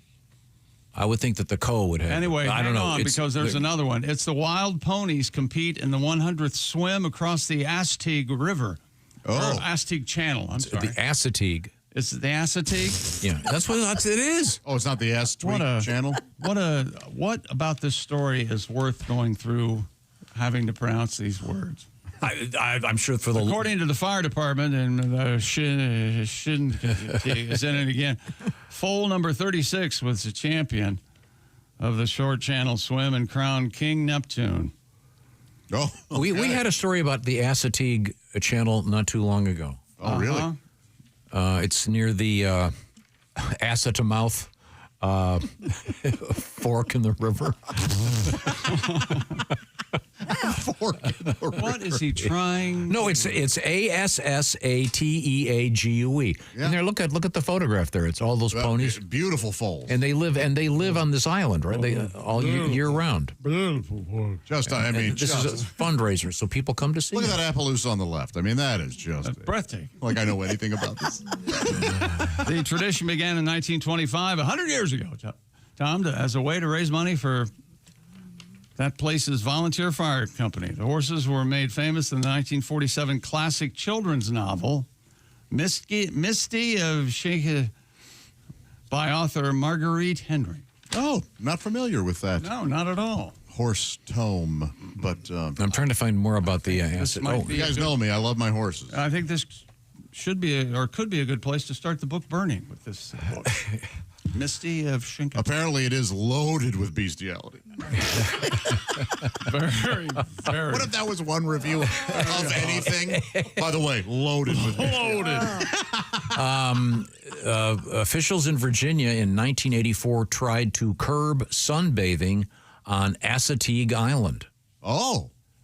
And then a gentleman by the name of Turner Stokes, a prominent nudist, I'm Turner Stokes, a prominent nudist. And a prominent nudist and nudist activist, because you want your nudist to be relatively active. Yeah. Very, very active in the nudist scene.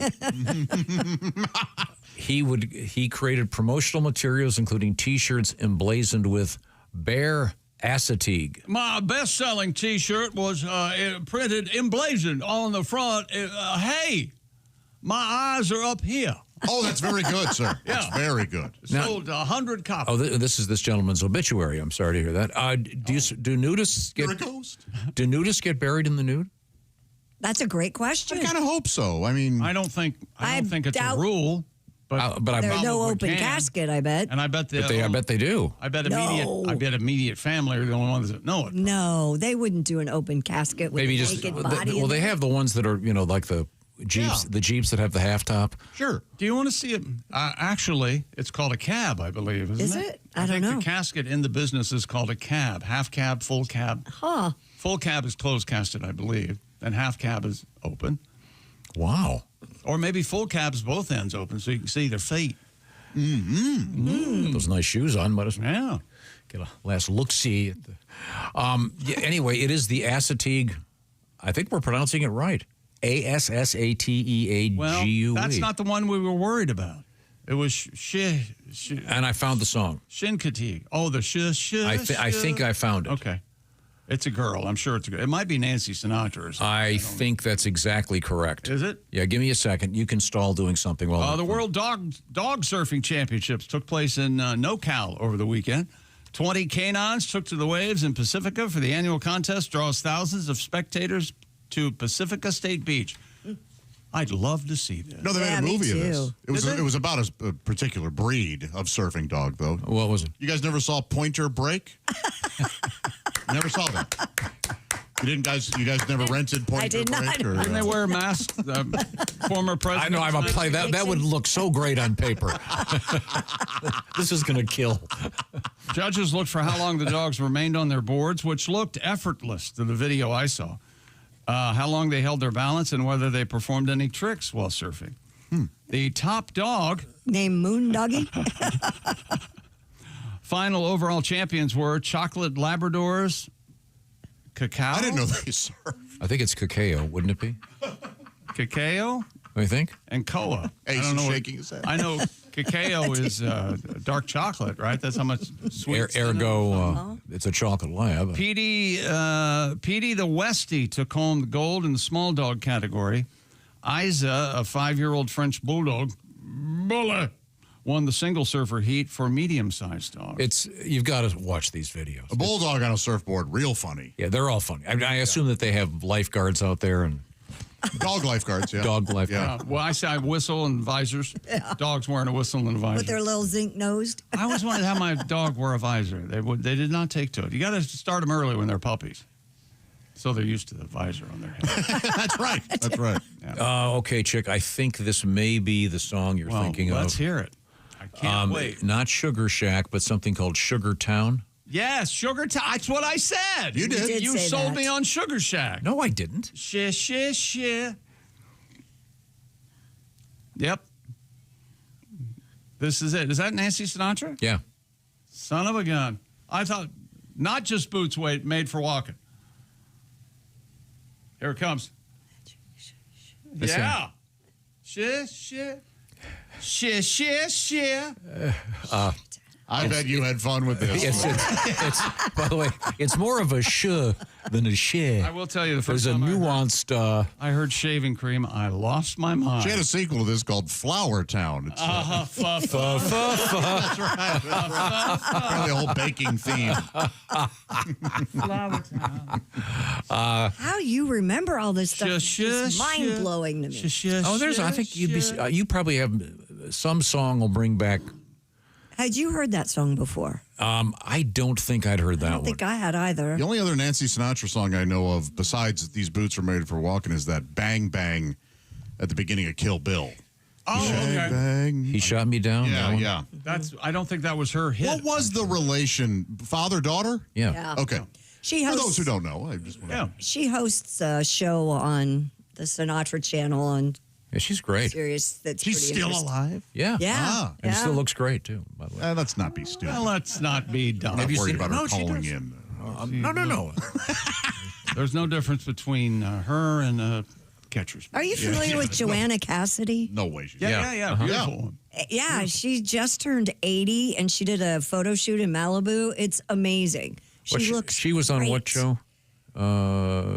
It'll come. 6 Feet Under. She was on there. And Bill, something about Bill. She's a Buffalo Bill? Was she on that?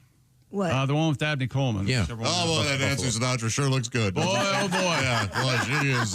Just a gorgeous woman. Just a real knockout. Good Lord. My Yes, God. sir. Looks every second of 80.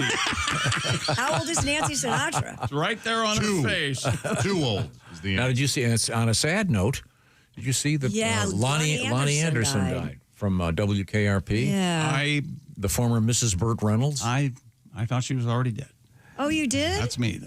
Okay, well. That's a shame, but she had the widest cleavage I've ever seen in my life. Oh, yeah. Some would say caterwaul. You could lay a skateboard between her boobs. You sure could. Yeah. But, She died just days before her 80th birthday. And people lost following their a minds. prolonged she was illness. perfectly cast in that show as Never- the ultra high maintenance secretary. Yes, but very smart. Remember, she Yeah. saved the show half the Well, time. according to saved the show, station. according to the script. Well, As opposed to according to what? Well, real life. Okay. Real dumb. Coming up, we have I can comedian change, Bert. Greg Warren will be joining us. Comedian Reno Collier. You ever have to use a pair of pliers instead of your steering wheel? Well, it happened. We'll tell you how it ended. And it's something that I have witnessed. I think you almost prefer that. What I think you're really close to that nice car you have, taking the steering wheel out, putting a pair of channel locks on there, aren't you? You can't do that anymore. There's too much electronics in the steering wheels. But back in the day, my buddy Paul did that. I couldn't believe it. My buddy Nick did it, and we got to school just fine. I was terrified. If the channel lock comes undone, this car is going to go where it wants to go on its own. Remember when the car dealership around here, they brought us a car that had the radio controls and the steering wheel, and we lost our minds. Couldn't believe it. now, do you use yours in the steering wheel? Oh, yeah. I don't. I don't. Well, Because I can reach the 12 inches No, to the... yours is just like mine. It's hand motions. You really don't have to touch anything. What? Yeah. He doesn't know this, but You're kidding me. no, you go like this to advance a song or rewind. What? And you spin your finger around for volume. It's like up. Minority Report in your car. Yeah, a little bit. No, exactly. Yeah. Now that- I had no idea. I really should read the manual. I know. We are in the O'Reilly Auto Parts studios. This is the Bob and Tom Show. For a complete copy of the Bob and Tom Show contest rules, go to bobandtom.com/contest-rules. Or just scroll down to the bottom of the page and see contest rules.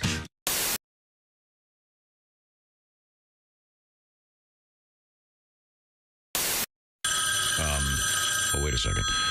I'll get that. Hello, Bob and Tom Show. Bob and Tom, it's Kenny Tarmac. Kenny.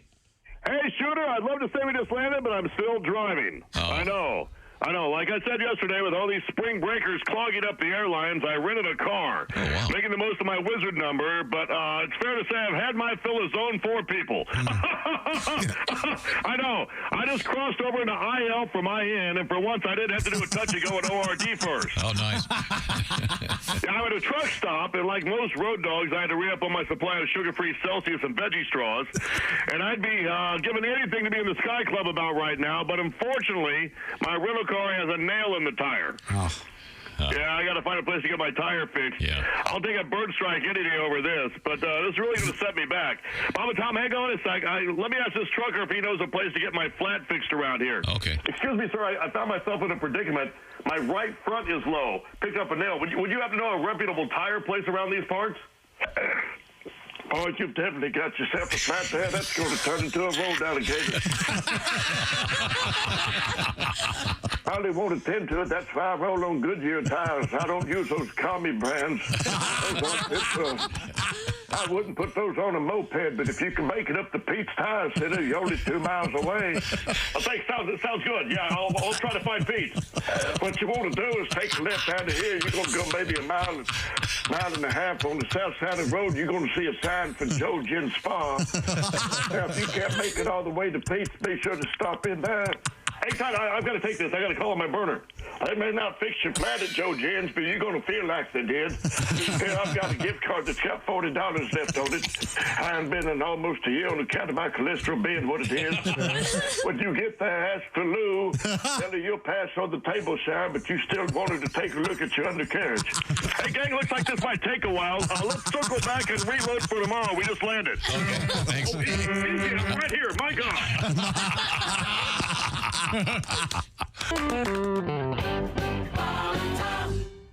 Health experts are praising a brand new viral trend called the fart walk. The fart walk. The so-called fart walk became a phenomenon after it was introduced by TikTok user Marilyn Smith. I'm a fart walker. I'm a fart walk. Do you go for a walk after dinner? Yeah, almost all the time. Well, because you have to walk your dog. Sometimes society needs reminders, and this is one of those. Hey, how about a nice walk after dinner? Yeah. Now, don't you prefer the fart sit, Josh? I will say, you eat a pizza and a hot dog, and you sit down. When was the last time you had a pizza? I really like the idea that the one pizza, the whole pizza wasn't enough. I just needed a hot dog to really cap it all. That's a hell of a meal right there. And yes, it's not easy to find a place where you can get pizza and a hot dog. Because a pizza's such a full meal. So I order a pizza, eat it, and then I have to make myself a hot dog. Here's the thing, though. Milkshake, it was heavenly, Nirvana-like. Hey, welcome back to the Bob and Tom Show. Josh Arnold, Christy Lee, Ace Cosby. I'm Chick. Hello, Tom. How are you? Hello, Chick McGee. It's good to see you, sir. Now, in the O'Reilly Auto Parts Studio. We're coming up. We're going to talk with comedian Greg Warren, comedian Reno Collier. But right now, we go back to the sports desk. One more. Stupid world record. Oasis fans set a record over the weekend at Wembley. Their fans drank so much beer that they set a new record.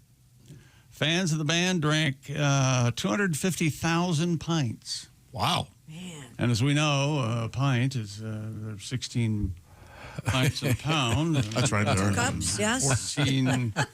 14 kilograms of the pence and pound 9. And according to reports, the figures significantly outpacing those sold at last year's Coldplay shows, when around 120,000 pints were sold, and Taylor Swift, just 40,000 pints. Well, I mean, a lot of teenagers there. Yeah. But, I'm sorry, what did Oasis, how many? 250,000. Oh, that wouldn't even be a Green Bay Packer pregame. Come on. Step up. It's hard to tell how many in the NFL, they're all tailgating. Yeah. They bring them in, man. Okay. You got to pregame it. No way to keep No, them. are you thinking of going to see Oasis when they're in the Me? No, I'm not. Josh, you said you might? We've talked about it. They're not one of my favorites, but I do like them, and they were... Are they going to be close? They were like one of the bands of my generation, high school. Sure. Those songs were anthems. Although I'm concerned how much I like Champagne Supernova. Me too. Yeah, I like all that. To me, a lot of it's nonsense, but I like it. But it also brings back good memories. It's one of those things. Okay. But they do have a handful of songs I think are genuinely great. They're going to be in Chicago, right? That's Yeah. probably close. Do you ever have to, feel up a girl to a Oasis song? Boy, there may have been a makeout session or two to either Wonderwall or Champagne Supernova. Those would have been, All right. Yeah. How about the Sugar Shack? Making out with me is mighty good. Mighty good.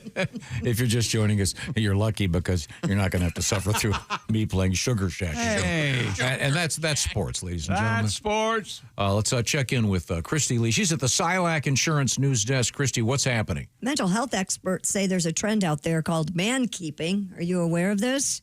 I have not heard of this. It's leaving many women emotionally drained, Josh. Oh, no. Coined by Stanford researcher Dr. Angelica Puzio-Ferrara. Oh, ho, time out. What's her last name?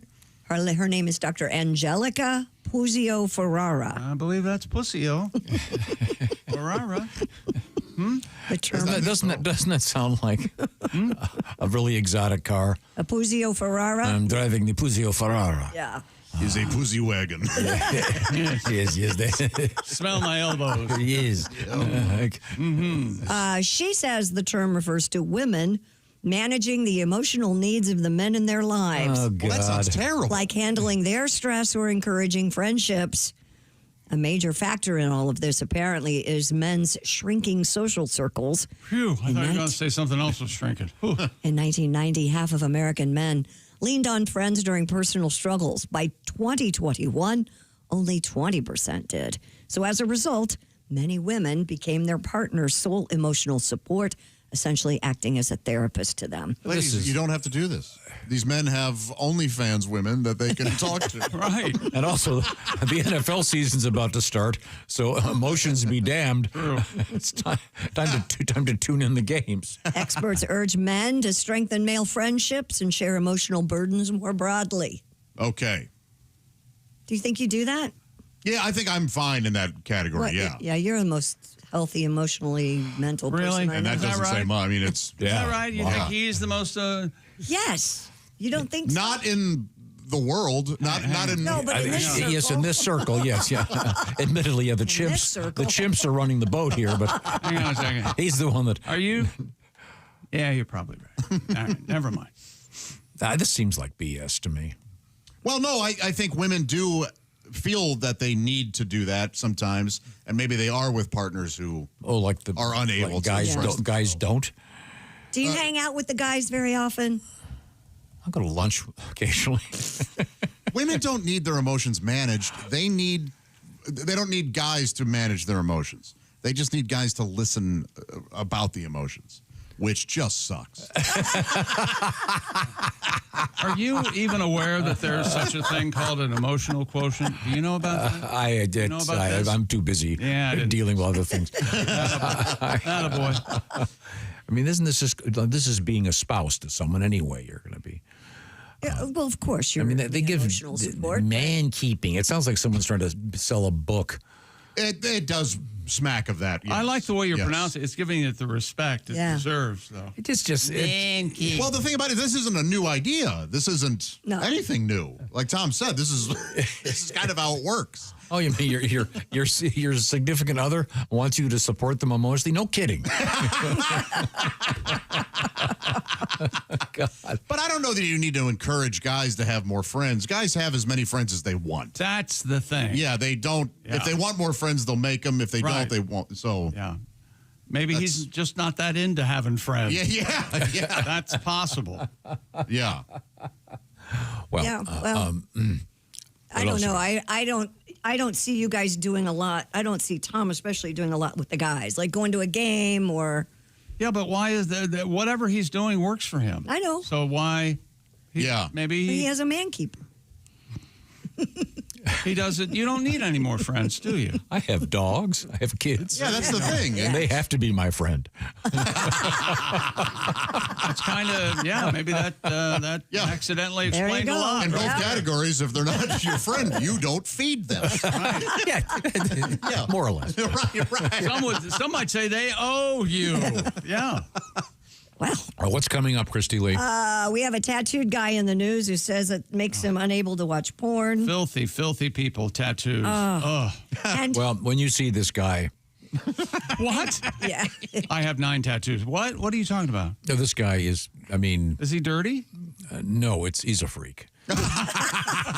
And do you know someone who takes their birthday very seriously? Oh, yes. We're going to talk about that coming up. Oh, yes. Thank you very much. God only knows. We are in the O'Reilly Auto Parts Studios. This is the Bob and Tom Show. Hey, thanks for listening this morning. Got something to say? Send us an email. bobandtom@bobandtom.com.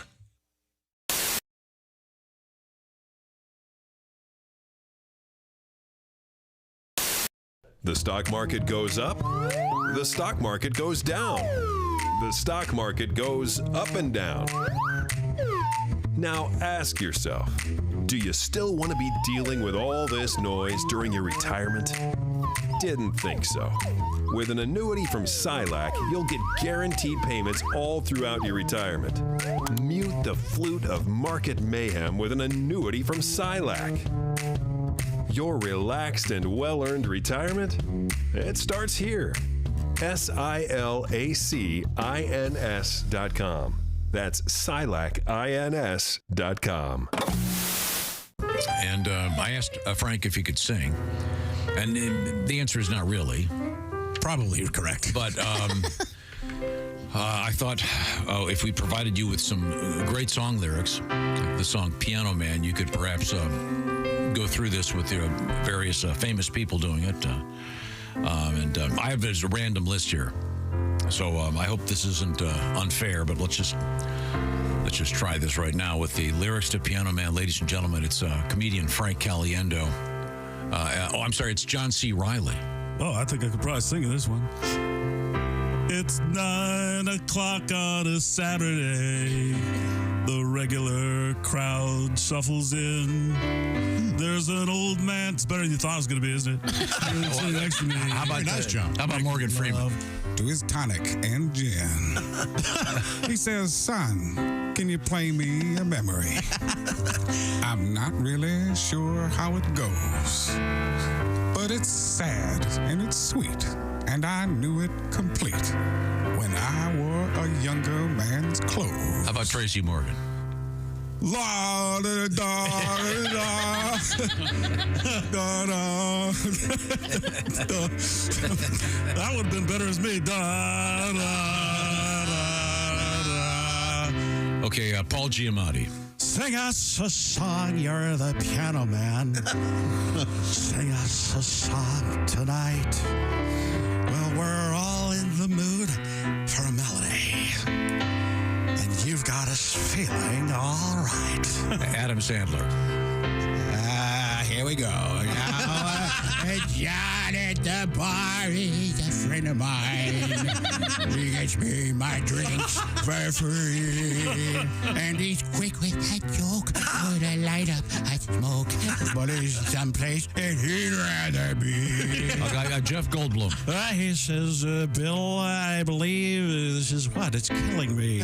There's a smile ran away from his face. Well, I'm sure that I could be, a movie star if I could get out of this place. Yeah. But John Madden.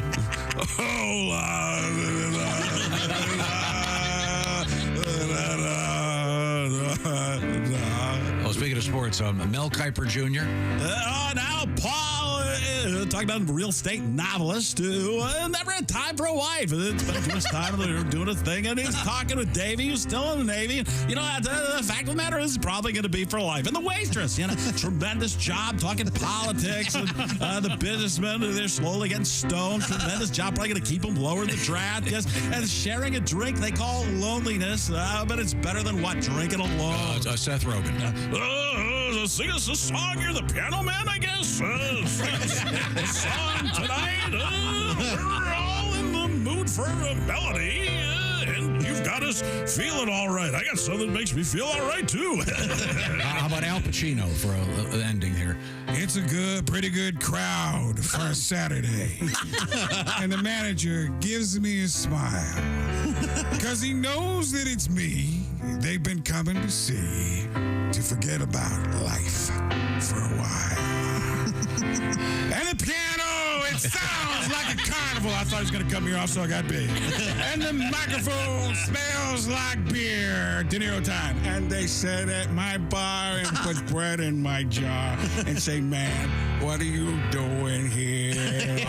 Stephen A. Smith. Oh, la, da, da, da, da, dee, da, da, da.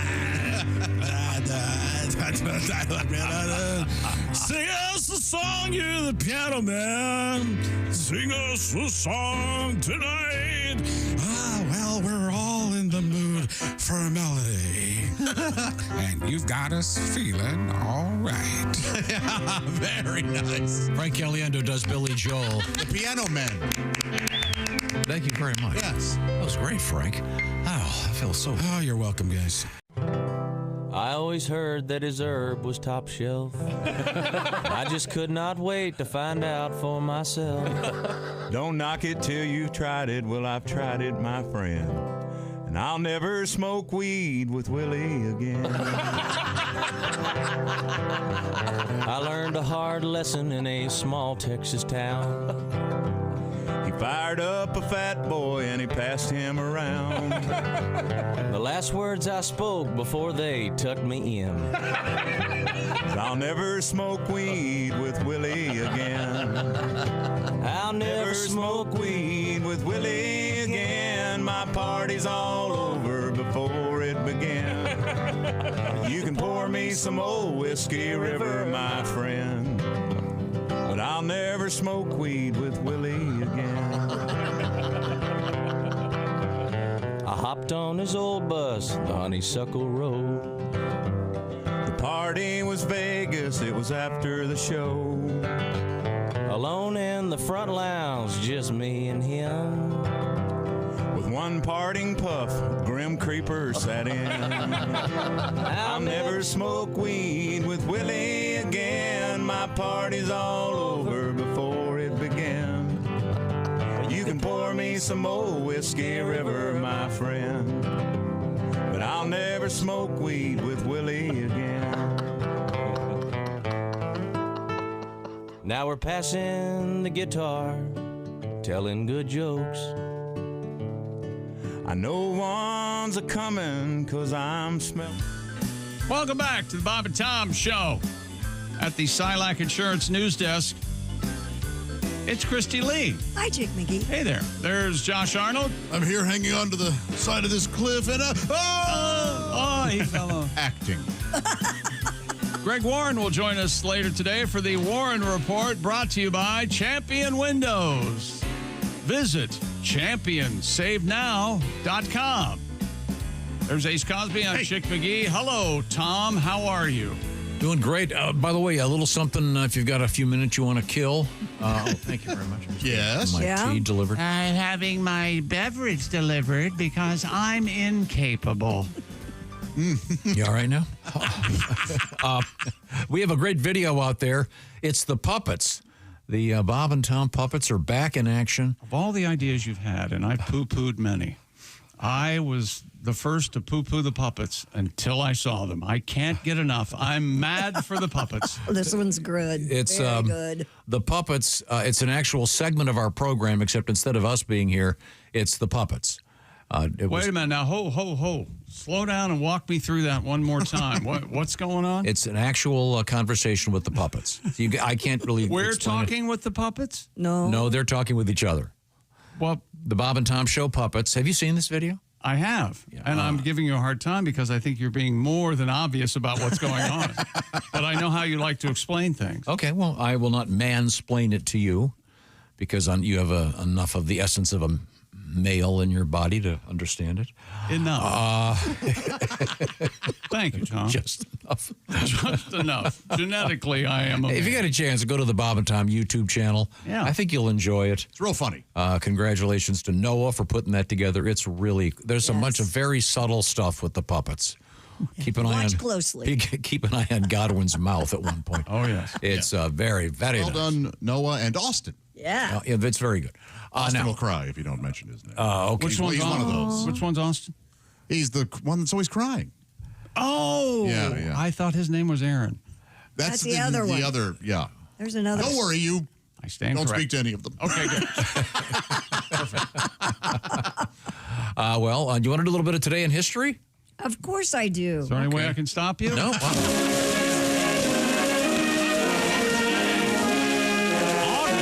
August, kids. August Can you believe 4th. that? August 4. It's gonna be Happy Thanksgiving before you know it. Happy birthday, 1821, Louis Vuitton. Of course, started as a of a maker hell. of giant trunks. Yeah. Is that true? Yeah. Yes. Big old trunks. You know, one of my Steamer favorite trunks? one of my favorite shows from British television is called The Repair Shop, and they bring in things to repair. It's lovely. And they brought in a Louis Vuitton trunk. That, they never someone's- talk price on that show, though. That kind of. No, they don't. Yeah. And well, you know, my dad said if you have to ask how much it costs, you can't afford it. Right. But they always have an interesting story. You'd love this show, Tom. It's a great show. Yeah, it is great. Great story with everything, and they reconditioned this trunk. It looks beautiful now. It's unbelievable. Happy birthday, Louis.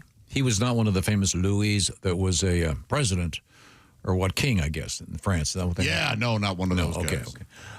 Do you think his friends call him Louis or just Lou? Hey, Lou, nice new bag you've got, Lou.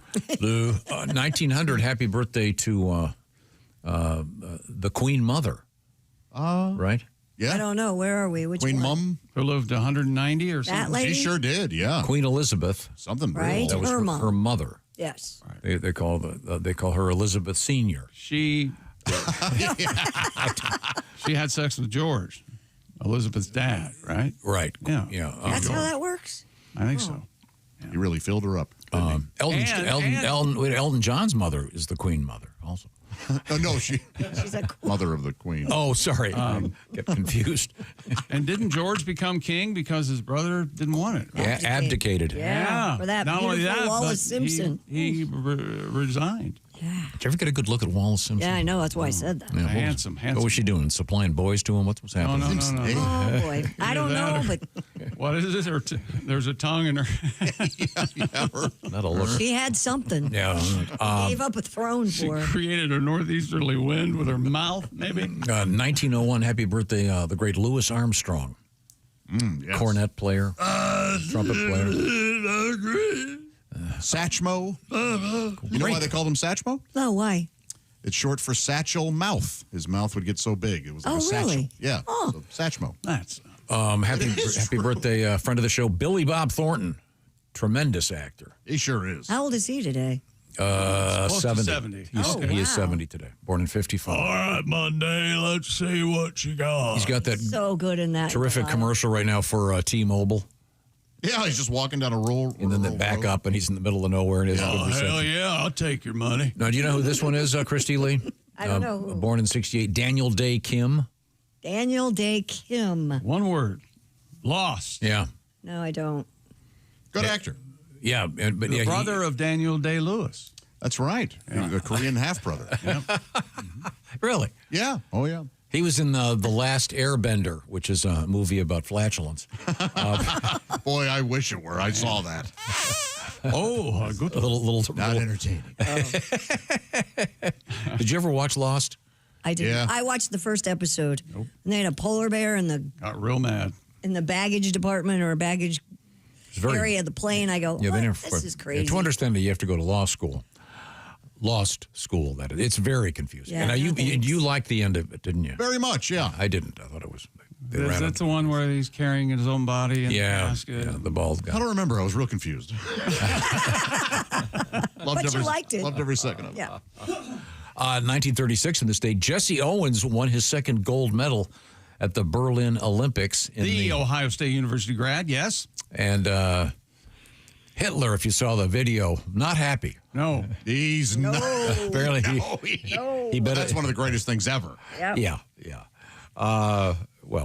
Let's see. Elvis Presley on this date in 56 releases the great song Hound Dog.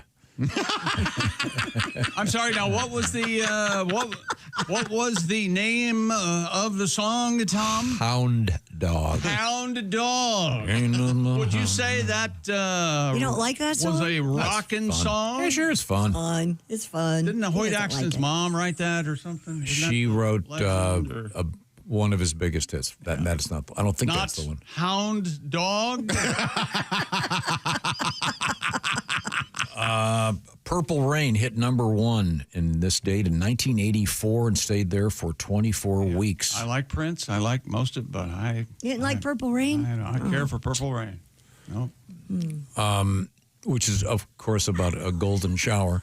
Let's see. Metallica. That'd be Golden Rain. Yeah, that wouldn't make sense. He ate a lot of eggplant. Does that happen? 1991, Metallica's Enter Sandman climbed the U.S. charts. Wow, it's been that long. Who knew? And finally, in 2015, Kermit the Frog and Miss Piggy announced their breakup. I remember where I was because... What? I laughed very hard at this. Greg Warren and I were like at the airport or something, and the news was on. Right. Well, sad news out of Hollywood. Kermit the Frog and Miss Piggy have broken up, and he grabbed both of my arms and goes, "What?" He was so concerned. We'll get to Greg Warren in a matter of just a few minutes, as a matter of fact. Comedian Greg Warren will be joining us with the Warren Report. Always look forward to that. Right now, we return to the SIOAC Insurance News Desk. It's Christy Lee. A new survey reveals just how important birthday celebrations are for some Americans. The poll of 2,000 U.S. adults conducted by our friends at Talker Research found 1 in 5 take their birthday, quote, extremely seriously. Just 15% of baby boomers put the same level of care into their birthdays. 20% of respondents throw a birthday bash annually. Nearly 30% of those polled agreed that it's proper etiquette to attend someone's birthday bash if they went to yours. Look, a little over 10% would actively hold it against someone for not coming out to celebrate with them. Okay. Now, first, if this means you get cake at the office, I'm in, as Jim Gaffigan would say in his great piece about cake. But don't you think after you're, say, 18, then you do, 21, 30, 40, 50, that's it. How do you feel about people who plan their own birthday parties? Fine. I think it's fine. Just don't invite me. That's fine. I think someone should plan your party for you, though. No, I like that they're not putting it off on somebody else. I like that they're just taking control and, hey, I'm going to have a party. It's my birthday. I'll have a party. All right. But I mean, the people take it serious. Well, I'm turning 37 tomorrow. Oh, it will stop the world. In my next life, no one's going to know when my birthday is, and no one's going to know who my favorite football team is. I can tell you that right now. The problem has become, it's my birthday month. Yeah. That's really something. I know some people like that. Oh, yeah. Really? Well, but I mean, I love celebrating my friends. I think it's sweet. If they're going to do that, go ahead and celebrate the whole month then. Yeah. You're all right with birthday I'm month? all right. I'm all right with that. That's really something. You know, it's my birthday month. I like it. I'm a Sagittarius. I got to compete with. Wait, I like all that stuff. I'm a Capricorn. I got to compete with What are Christmas. you? You're an Aries. I forget what is December 25th. You're such an Aries. It's Christmas. I know that's what I'm saying. Scorpio or a Sagittarius? Okay. I thought it was Capricorn. Isn't the Chris Christopherson Capricorn's song January. Jesus was a Capricorn? Was it? I don't know. Yeah, no, that's the song. I don't know. But he could be. I don't know. I don't know about it. Now, coming up, we're going to talk with comedian Greg Warren. Greg's got some great stuff out there. Are we going to act like we're here when he calls, or are we going to just let it ring? He's got the salesman out there right now. Why don't we just have Greg and Reno call each other and leave us out? Really I know this sounds like a crazy idea, but just wait a second. Are you in or out? Okay. Right now, I want to say hello to our friends at BetterHelp. BetterHelp is a great idea. It's a way to access therapy online, one-on-one therapy, talk therapy, if you will, because it's a lot easier to do it without having to go across town and go into an office, et cetera, et cetera. And these days, I kind of was saying earlier, we kind of have advice for everything and cure-alls, et cetera, et cetera. I'm going to take an ice bath today. That'll sort out my life. Okay, great. Maybe talk to a therapist while you're sitting in the ice. Therapy. Well, I can't wait for tomorrow because I took an ice bath yesterday and everything's going to be fine. Yeah, maybe sorting it out with a professional would be helpful.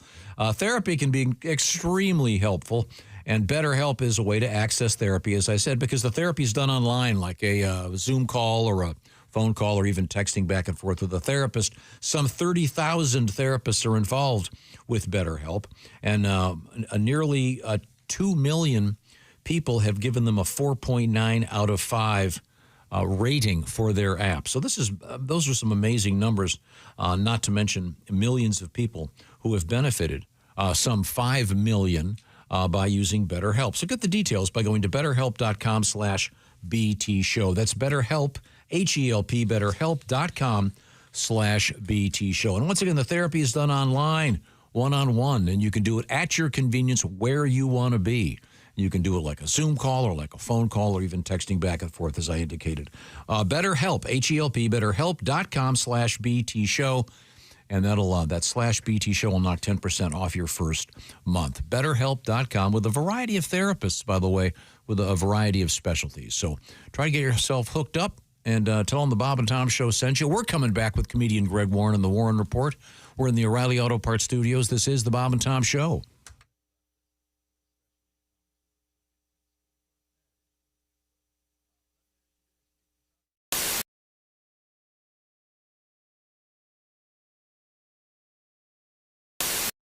Comedian Dave Landau has joined us. You've brought your best friend along, I understand. He is Matt McClary. I have not met Matt prior to this. Matt, how are you, sir? Oh, I'm great. Thank you for having me. You're very welcome. Now, I'd like to clarify, because there seems to be a certain awkwardness in the air. Yeah. I think I can facilitate getting you less ill at ease, if you will. Okay. I don't think I'm the one who needs to be put at ease. I think that's everybody else. That's precisely what I want to do. You are let's see, what's the word I'm looking for? Not victim. That would be too awful. Victim? Let's not do that. That could potentially be. That could be everyone else in the room. Yeah. What the hell are you talking about? You have Asperger's. Yeah. I mean, I feel like I'm like Mr. Bean if he might have a gun on him.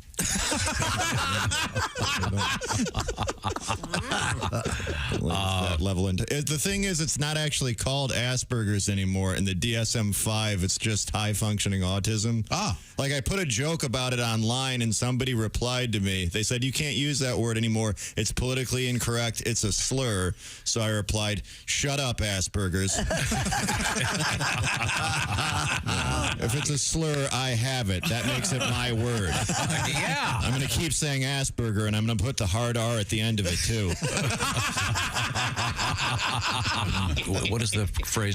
On the spectrum? Yes. Yes. Mm-hmm. Okay. Well, that's, Yeah, I never liked that one. It sounds like a roller coaster. Yeah. Yeah, you're at Cedar Point. You ride the Spectrum. It was awesome. Yeah, it was great. I think of Rainbow. Yeah. I know, but that's well, you're that's a different thing. Okay. Whoosh. You guys are buddies, though, right? You and Dave? Oh, yeah. Yeah, we met 20 years ago. Literally 20 years ago. When he got in my car and kept reading signs.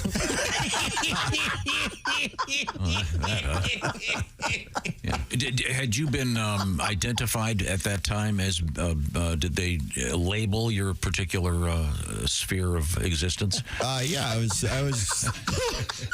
You know what? He's right. You're the one who's weird and awful. What the hell's going on over there? It's so difficult these days. Will you not do this in front of company? Please say you had been properly diagnosed. And when I was 17, until then, it was just my fault, you know?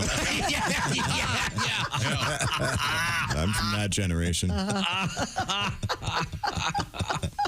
Okay, you know what I'm saying. It's just awkward. Yeah, Matt. If I were to be introducing you to someone, and you wouldn't bring it up.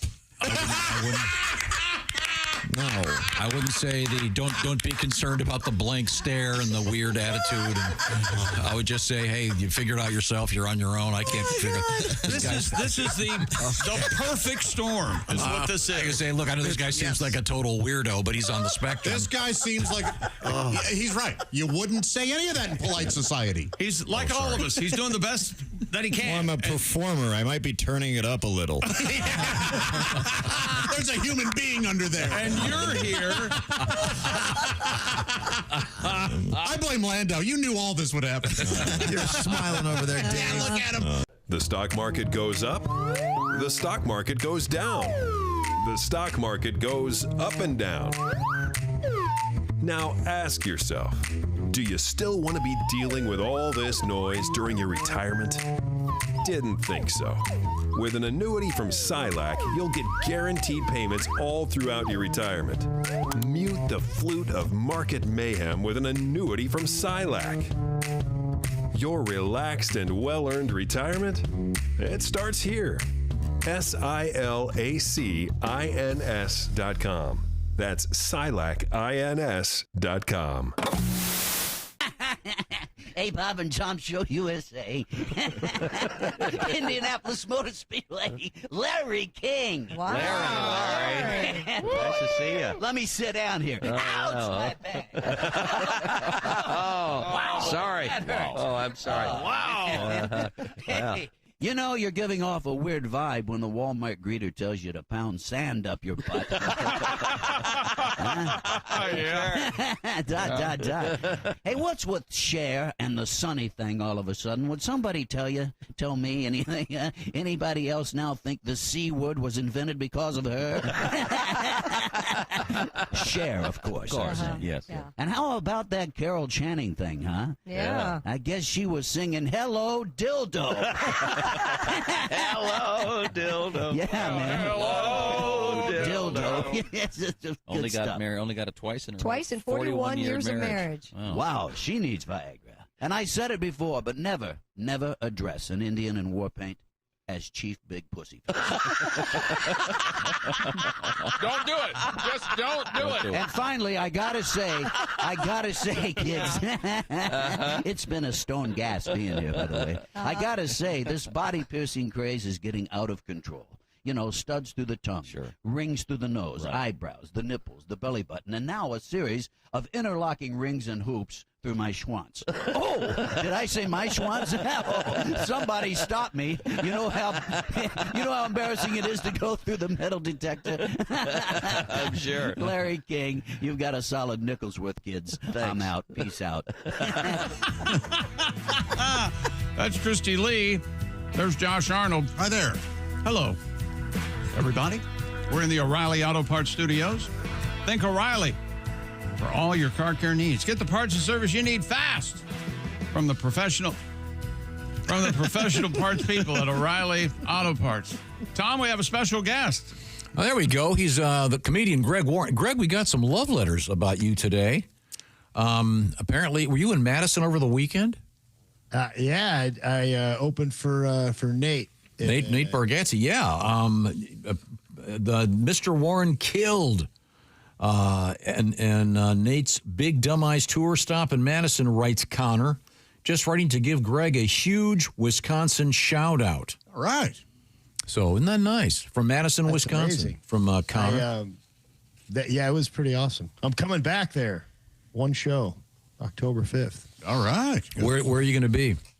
At the Comedy Club on State. It's a really, really great club. And I've been there in a while. what street's that on? Chick, that's over there on State. You know, that still remains a bucket list club for me. Huh. You've not Never played done there? it. Yeah. Well, why don't you open for Greg? Greg said we're going to talk about phone booths today. The history of phone booths? Yeah. All right. Go ahead and start. Josh, you can open for me anytime you want, buddy. Well, thank you, dude. Thank you. You're going to have to clean it up a little bit.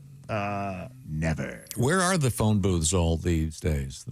Remember the glass ones with the squeaky door? Yeah. I don't know where Superman changes his clothes anymore. So maybe there's a warehouse full of them? Is that kind of in New Jersey? I keep telling you guys.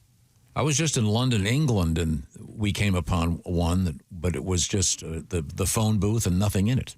Yeah. The phone boxes, they call them over there, the red ones. Yeah. Oh, those are. Don't you want one of those? I would love to have one of those for the compound. I know a guy that's got one by his mailbox. You can steal it. He wants to give it to me out of the kindness of his heart and lift it over there to my house. I will let it sit in my living room. So what is the history of the phone booth? Well, it's got a rich history. Of course, in 1876, Alexander Graham Bell invented the phone. In 1878, Thomas Doolittle, he repurposed a couple of telegraph wires that ran from Black Rock to Bridgeport, Connecticut. There was a phone on each side and an attendant, and you could pay 15 cents to call Black Rock to Bridgeport. Wow. Yeah, and they had some wooden sort of booths there. So that was the first modified phone booth. 15 cents, about $4.50 today to make a phone call from one city to another city in Connecticut. Fernsprach Kiosk in Berlin. That's 1881. They had some phone booths set up. And they sold paper tickets. You had to buy like a concert ticket if you wanted to make a phone call.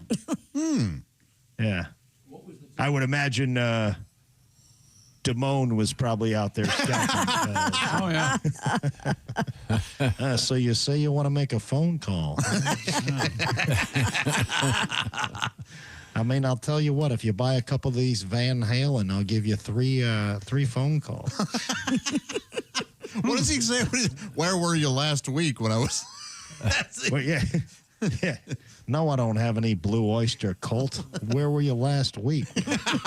I ate 34 pairs. That is a very fine, underappreciated impression from Fast Times at Ridgemont High. And did you Thanks, Tom. It's really my only one. But it's good. It's strong. And you met the actor once, right? I met Bob Romanis, Robert Romanis. Yeah, Bobby. He could not have been cooler. Told him I was a comedian. He said, "Oh, you're a comedian, huh? I'm gonna have to come check you out sometime." So awesome. Is he working much? I haven't seen him in anything in a while. I know he had a good run on Will and Grace back in the day. Yeah. Well, no. Are you going to in the phone booth thing? Do you have anything about Steve Jobs in there? I do not. Do you know something about him? That's kind of how he got his start.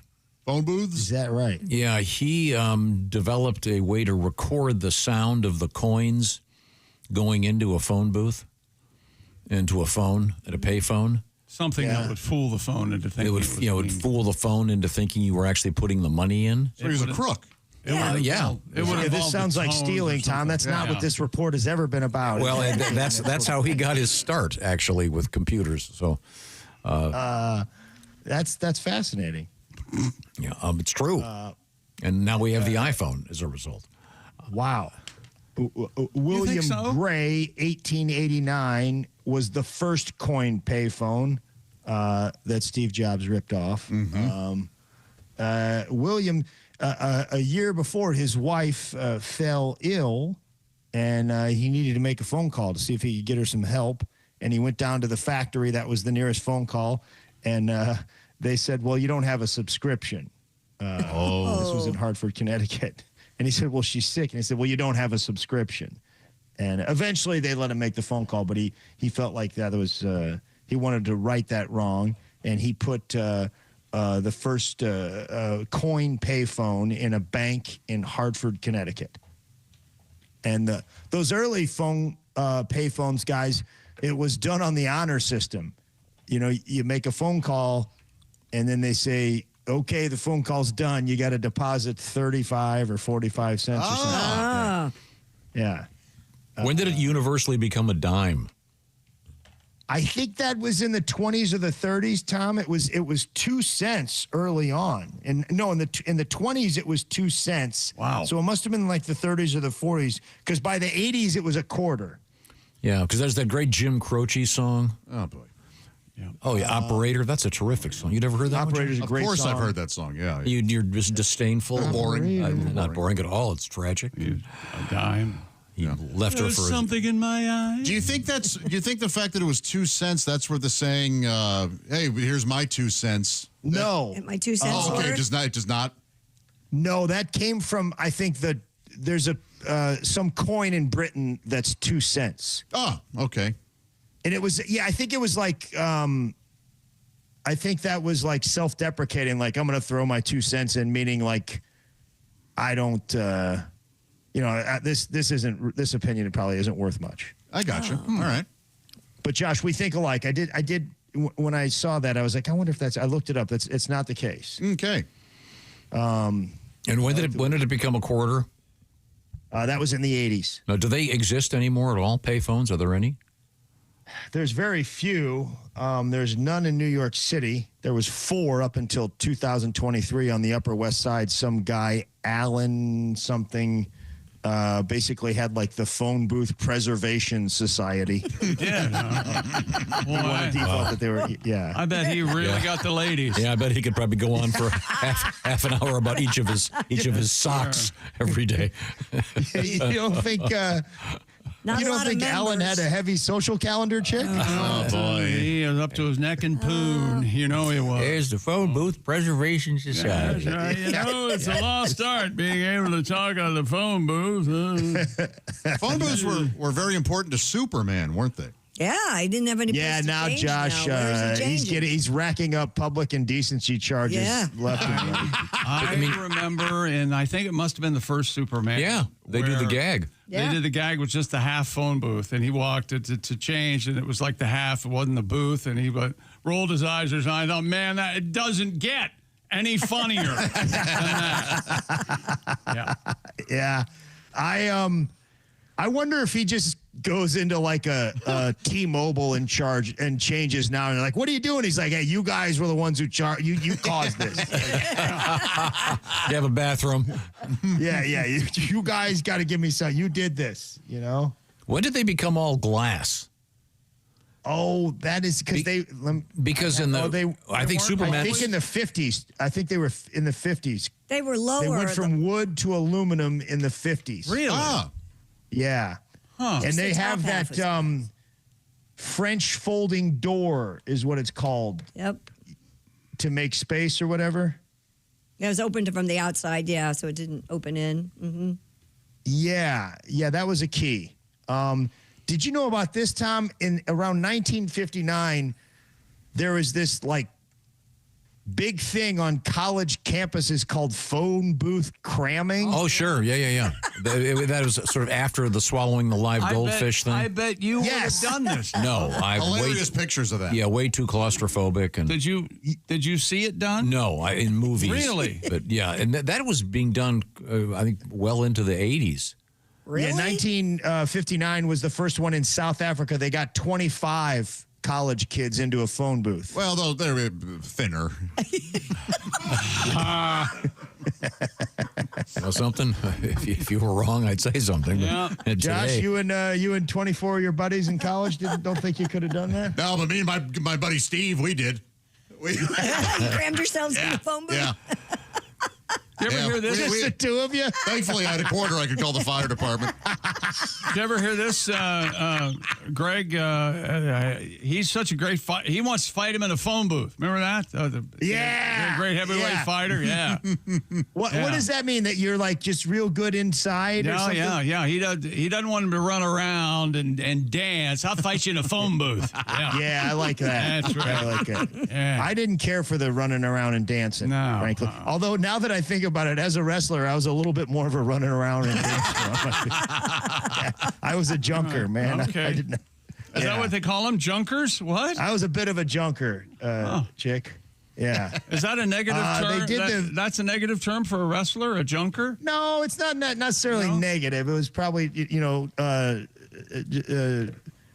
just a little different. Okay. A I tactic. used yeah, it was a tactic. I think in a way, yes, maybe a little bit derogatory. In practice, I could do the phone booth thing. I could get in there, but when it came to the matches, I was like, I'm gonna see if I can run around a little bit. Save my strength. Yeah. Yeah, they did VW Beetle scramming too. Oh, yeah, that's fun. Yeah, I was never a part of any of it. Well, I don't know. There was my dad used to cram a lot of us into a VW Beetle to go to wrestling practice. I remember that. 1957, they tested drive-up payphones in Alabama and Chicago.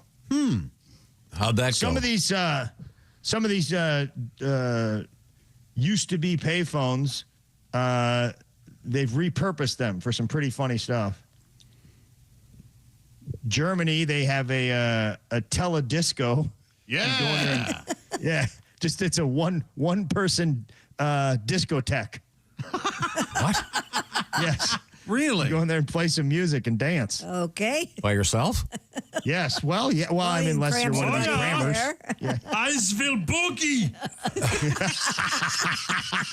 Hey, do that again, man. That was awesome. Do it, Eisville Boogie. Yeah. Didn't they, haven't a number of restaurants tried the thing where you sit down at a table and there's a payphone there and it calls the waiter or whatever? And other tables. Yeah, we've had a couple stories of that. And the other tables I've heard of. Yeah. Yeah, that I never used to really. have one up here. Really? Yeah. Oh, yeah. Well, those have never really taken off. Japan, they have a vertical goldfish aquarium that's used to be a phone booth. That's cool. Is it? Yeah. Yeah, that'd be cool. I think it's neat. Yeah. All right. Out of all the stuff, that seems the coolest of all of this. You got to caulk it very carefully. Yeah, you do. And when you clean it, you can't just open the door. I don't understand. you got to have your door. Remember, you can't open the door once you. This leak started after we put the aquarium in. I don't understand. In Scotland, they have a thing called the wee bar. It's just a tiny little bar that's It used to be a phone booth. Yeah. Yeah, I mean I think a lot of these phone booths are now wee bars, and that's Right. Exactly. I think even when they were in operation, that's why, Chick, I know you want an old phone booth, but it was a urinal at one time. A wee bar. Oh, no. Did you ever walk by a phone booth and stick your finger in the change thing to see if there was any money in it? Yes. Always. Yes, definitely. Yep. Yeah, that was a thing. Yeah. Yeah, and I found some sometimes. Yeah. Every now and again, it was a real treat. Is that right? I can't remember the last time I used one. When did they sort of start fading quickly? About 2000? Well, in 1973, they invented the cell phone. It took to 83 before it went on the market. The first cell phone was $4,000 in 83. Yeah, it was like the inventor and Gordon Gekko had it. Yeah. And then I think the backpack I don't know when thing? were cell phones like probably the 2000. I think they started going down phone booths. Everybody started pulling out of that market in around 2010 maybe. There's not many left. There was 2 million phone booths in the U.S. in 1999. 5% of that in 2018, and I bet you we're down to next to nothing. Wow. Man. Yeah. Well, the iPhone's not quite 20 years old. And that kind of changed everything. Right. But I remember you guys had cell phones before the iPhone, right? Yeah. Yes. I had a in-car phone. Yep. Oh, man, you were one of those guys. Oh, yeah. Those were A great. douchebag? Yeah. Yeah, real douche. Well, Josh, I would call my voicemail, which is also I now never listen to, but I'd call my voicemail and I'd get a message of, "Hi, this is Josh Arnold. You may remember me. I was a comedian." And I can just click it right off. Yeah, I see. Tom, in the 1990s, they were a lot of people thought that phone booths facilitated crime. Is that right? That's what Tom always said, or affairs. Well, I can. Christian knows the story. There was a gas station I used to go to. I don't know about you, Greg. I tend to go to the same places to get gas and food, and I park in the same place. Anyway, I had my favorite gas station, and there was at that gas station in the parking lot a freestanding phone booth. And I remember this guy drives up. He's on his cell phone, parks the car, gets out, walks over to the payphone, and makes a phone call. Now, he's either having an affair or it's a drug deal. Right. Right? Well, or he just likes variety, you know? This signal too clear. Let me pull over it. I think you're right, because they started. There was a thing that went down in 1967. Some guy, Charles Katz, placed some illegal gambling bets on a cell phone, and they tapped it. And then that case, went all the way up to, I think, Supreme Court, and they were like, is that public or private? And pretty quickly they were allowed to wiretap cell phones if they had intent. And if you guys have ever seen the show The Wire, which I think is the best television show ever, it's all about that. Okay, now, Google Steve Jobs and his early career at the rigging the payphones. I don't want to Google that. They'll think I'm trying to do some illegal stuff too. I'm not sure that technology really is necessary anymore. You don't have to fool a payphone that you're trying to make a long distance call and not pay the bill. Greg Warren is our guest. Greg, you got some more gigs coming up? Yeah, quite a few. Man, we just added a third show in Charleston next week, which I'm excited about. Which Charleston? Charleston, South Carolina. Okay. Excellent. I know you guys got a lot of fans down there, and it's family. Love it. Yeah. Where are you playing down there? Wits End. Oh, that could be read. That could be read one of two ways.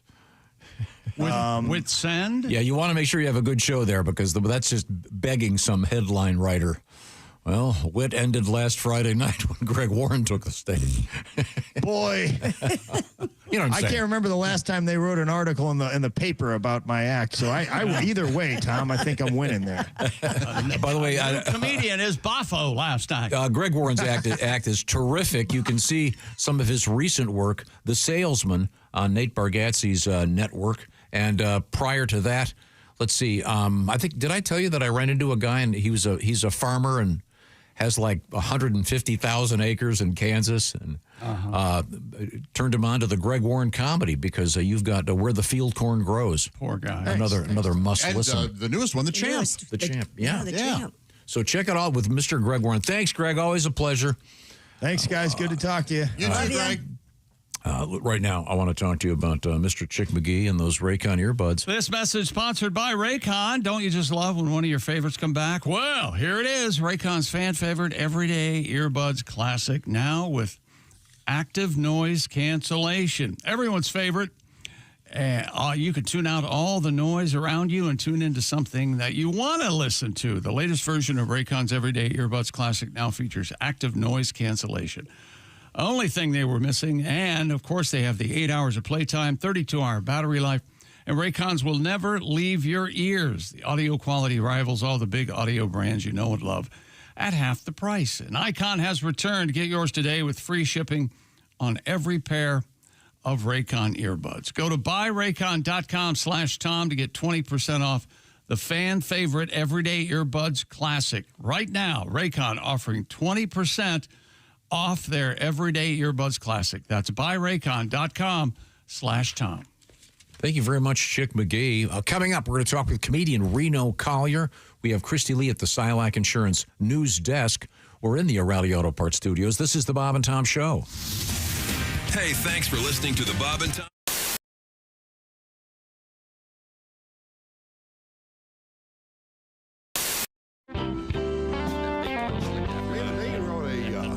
We wrote a 10-minute song about Chick capping the oil spill. Did you? Yeah. Really? What? Anybody want to hear this? Yeah. What now? I don't. No, I'm puzzled. Chick McGee capping the oil spill? Yeah, we just thought up a stupid little song. The problem is you got to get somebody to be able to go down that deep. Right. It's humanly impossible I've been down for somebody 80 to do that. I've been down 80 feet. So the first part of the song has to do with getting Chick's blood pressure down enough to where we can get him down. Oh, gosh, yeah. My impending death. This is hilarious. Go. There we go. Yeah. This may not be funny. I don't know. Well, that's all right. So you far, couldn't measure Chick's blood pressure. It was 20/10 or less. Chick had been married about 13 times. He'd fought the IRS. Chick was immune to pressure. His heart would barely beat. And the question was, could Chick McGee go down 5,000 feet? I don't know. All right. Get my bearings. Fair enough. Chick scuba dived for sucking treasure and sold the gold he'd found. And one day Chick bought a submarine. He could take it a mile down. Wasn't any telling how far down Chick would dive. Would it go down to the bottom, and would Chick still survive? Christy, don't move the paper while I'm saying. I was trying to help. Could Chick cap off an oil spell? We'd have to oil spell. Can I do that oil again? spill. Could Chick cap off an oil spill? We'd have to wait and see. He'd pump gas at a Chevron, and Chick despise BP. Now you can hurry him. Wouldn't want to do it quicker. Chick would pump gas at a Chevron, and Chick despised BP because the BP station had a guy with a mullet and an Aussie satin coat who'd stand in the road and yelling at cars trying to sell some stupid boat. that guy. Donnie Baker, yeah. Chick stopped the spill in about 10 minutes and came back up for air. Then he closed the hatch down one more time and drove it back down there. And Chick mooned Donnie Baker on the BP camera a mile down at sea. And Barack Obama, that's what's known as audacity. So don't tell me about audacity. Let's find somebody who can whip the ass of somebody at BP. Don't tell me about audacity. Yeah, show me a man that's smart and gracious, a man that's sort of spacious. The man who defines audacious. Chick McGee.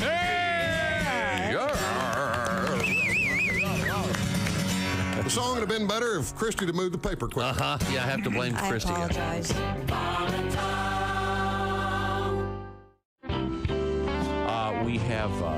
We have Etta May in the studio with us.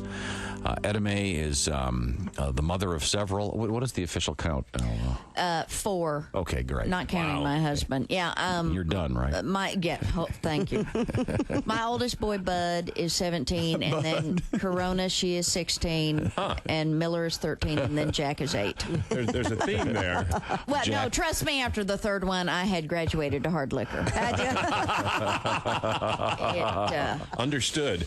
It helps. And Jack is just a dream. Is he? My little 8-year-old. He started kindergarten this year, so we're very He's 8? Wow. Yeah. Chick, take you back, doesn't Yes, it does. Yeah. That kid's huge. Nothing like being 20 during your senior year in high school.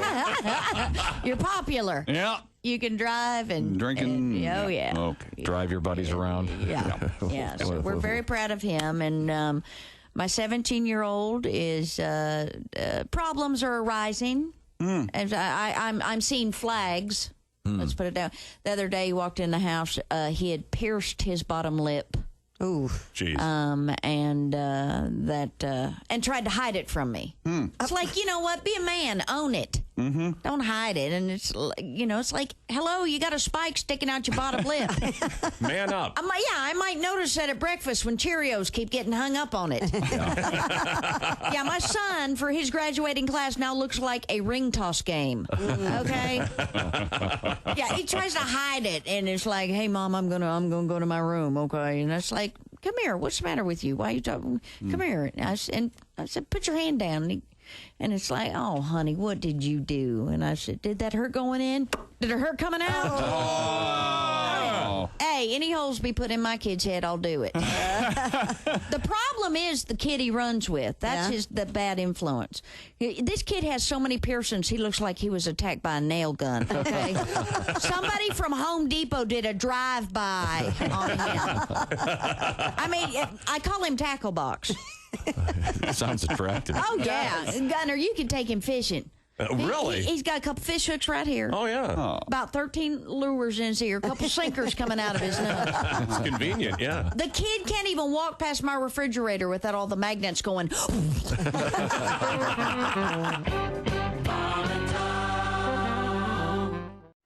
It is a nice neighborhood, but we're on the backside of the South Pasadena, so we're close. So although it's nice, the crime starts just to the other side of us, and we had some police activity in our neighborhood not too long ago. I see. And obviously, a little scary. I'm supposed to be the defender of the home. Currently, with a vitamin D deficiency, it does take a little bit of the edge off your confidence. Yeah. Well, if someone breaks in your house, when your first concern is not the burglar, but did he leave the front door open so a strong wind could snap you like peanut brittle? Sure, I understand. But a buddy of mine, someone broke into his house, and he did not react the way he thought he was going to. What did he do? Well, what he did was he hid. Oh, really? And so now he got terrified. He wants to buy a gun to defend his home, and he's never used a gun before in his life. And I was trying to convince him. I said, you don't need a gun to defend you. If you're not a gun guy, what you need is a baseball bat. Yeah. The baseball bat is the perfect home defense weapon because any idiot can swing a baseball bat. Because you don't have to be baseball good. You just have to be pinata good is all you have to be. That's right. That's right. As a matter of fact, the more spastic and unstable you are, the deadlier you appear to the intruder. Right. Exactly. A gun in and of itself is a dangerous weapon. You could be handling a gun and accidentally shoot yourself, but no one has ever been cleaning a baseball bat and accidentally beat themselves to death. True enough. If that does happen, that's an acceptable loss. Let that man go. yes. That's very true. Now, in my fantasy of defending the home is usually I'm kicking some serious butt, and then there's usually like a catchy phrase at the end. Tag it with something. Even if the guy's got his foot on my chest, I'll look up at him and say, well, I guess that was easier than even you anticipated. It was the Key lime pie. key lime pie milkshake. It was absolutely delicious. Welcome back to the Bob and Tom Show. Your adjective use is wonderful. Hunk-o.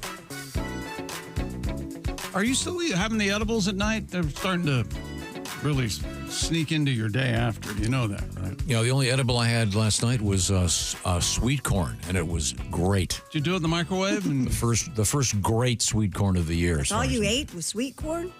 I had some lettuce, a little bit of chicken. Wow. Boy, that sounds amazing. That sounds wonderful. You didn't have a hamburger. Have you seen hot dog on the The grill? rabbit out there that's jealous. Have you seen the way you can cut off the end of a ear of corn?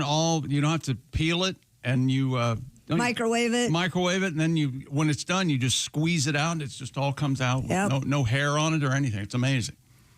You need to go online and find that. I'm confused. I mean, instead of shucking the corn, Yeah, you just leave it in the husk. You leave it in the husk. Cook it in the husk. And cut one end off, right, or something like And then you that. put a little bit of water underneath to steam it underneath one of the. but then do you eat it off the cob? Yeah. Okay. Yeah, well, where else? How else would you do it? No, then you stick your head in the microwave and suck the corn off the floor of the microwave. Is the way you do. It's really delicious that way. Do your corn skewers, do they look like corn cobs? I love those. Mine You do. have to, you Mine have do. to have that. Mine Yes, do. Mine do, yeah. I don't want to know somebody who doesn't have the corn. I have those, and I also have, they look like little keys on the end. Those are fun. I have some that look like little posts too. No. Corn cobs. You got to be the corn cob. Now, do you ever Put eat sugar in your water when you're boiling your corn? No, you're supposed to do that? Yes. Oh, I you have recommend to. it. Yeah, makes it even Oh, sweeter. it's so good.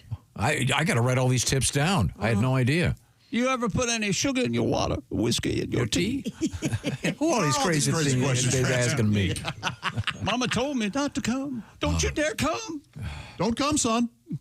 Three Dog Night, we were at the fair recently. Dom, you didn't stick around to see that. Three Dog Night, yeah, that's a great Randy Newman song that they cover. They do a nice job with it. Oh, we were talking to Christy Lee. She's right over there at the Silac Insurance News Desk. Have we missed anything? Britain's most tattooed man claims he cannot access porn because his tattoos confuse the new age verification system. Is that right? Since July 25th, porn sites in the UK must conduct strict age checks, which involve asking users to supply a credit card and a photo ID that matches a selfie. Oh, I see. The man's name is Matthew Whelan. He has changed his name to King of Inkland, King Body Art, the Extreme Ink. Okay. He's reportedly the most tattooed man in the UK and says the system thinks he is wearing a mask and bars him from using any porn. I like the King of Inkland Yeah. very much. That's only the first part of it. That's his legal name. We had this guy in the news a few years ago when they wouldn't issue him a passport.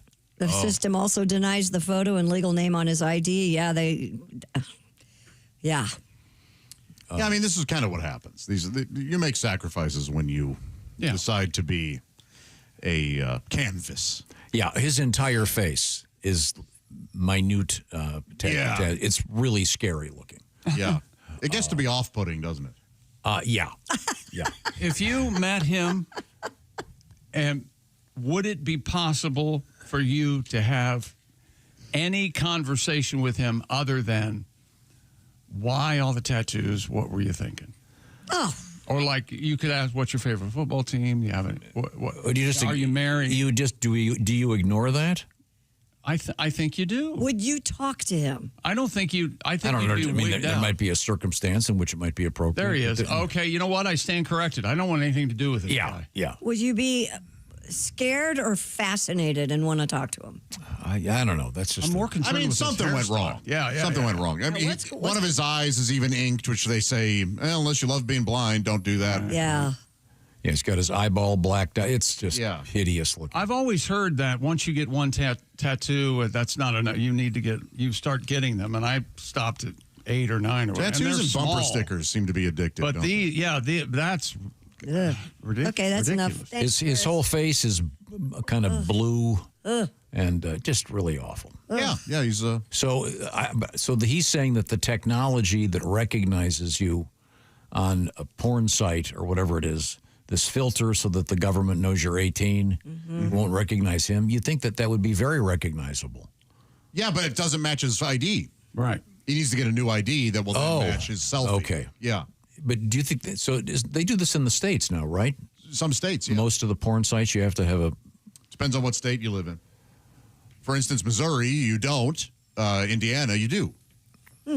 So you drive over there? I've been known to whack it at a welcome.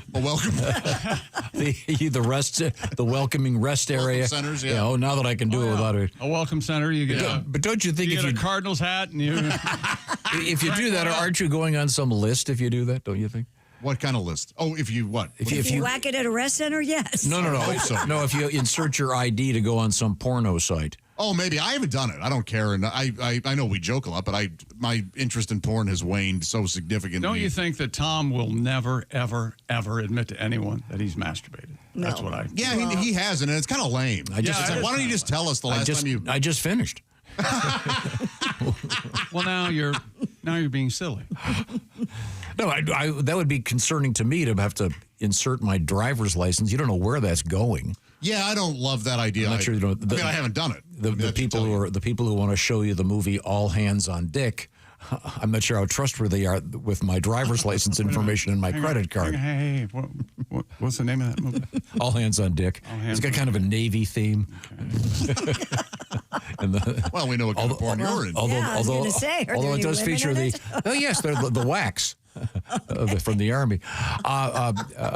Coming up, we have the escaping monitor lizard. Yep. It's very scary. We have a brawl at Chuck E. Cheese and hot dogs. Hot dog. On the road again. We're in the O'Reilly Auto Parts Studios. This is the Bob and Tom Show. Add to or continue the conversation. Check out the Bob and Tom Show on Facebook. Get the link at bobandtom.com. This is the Bob and Tom Show.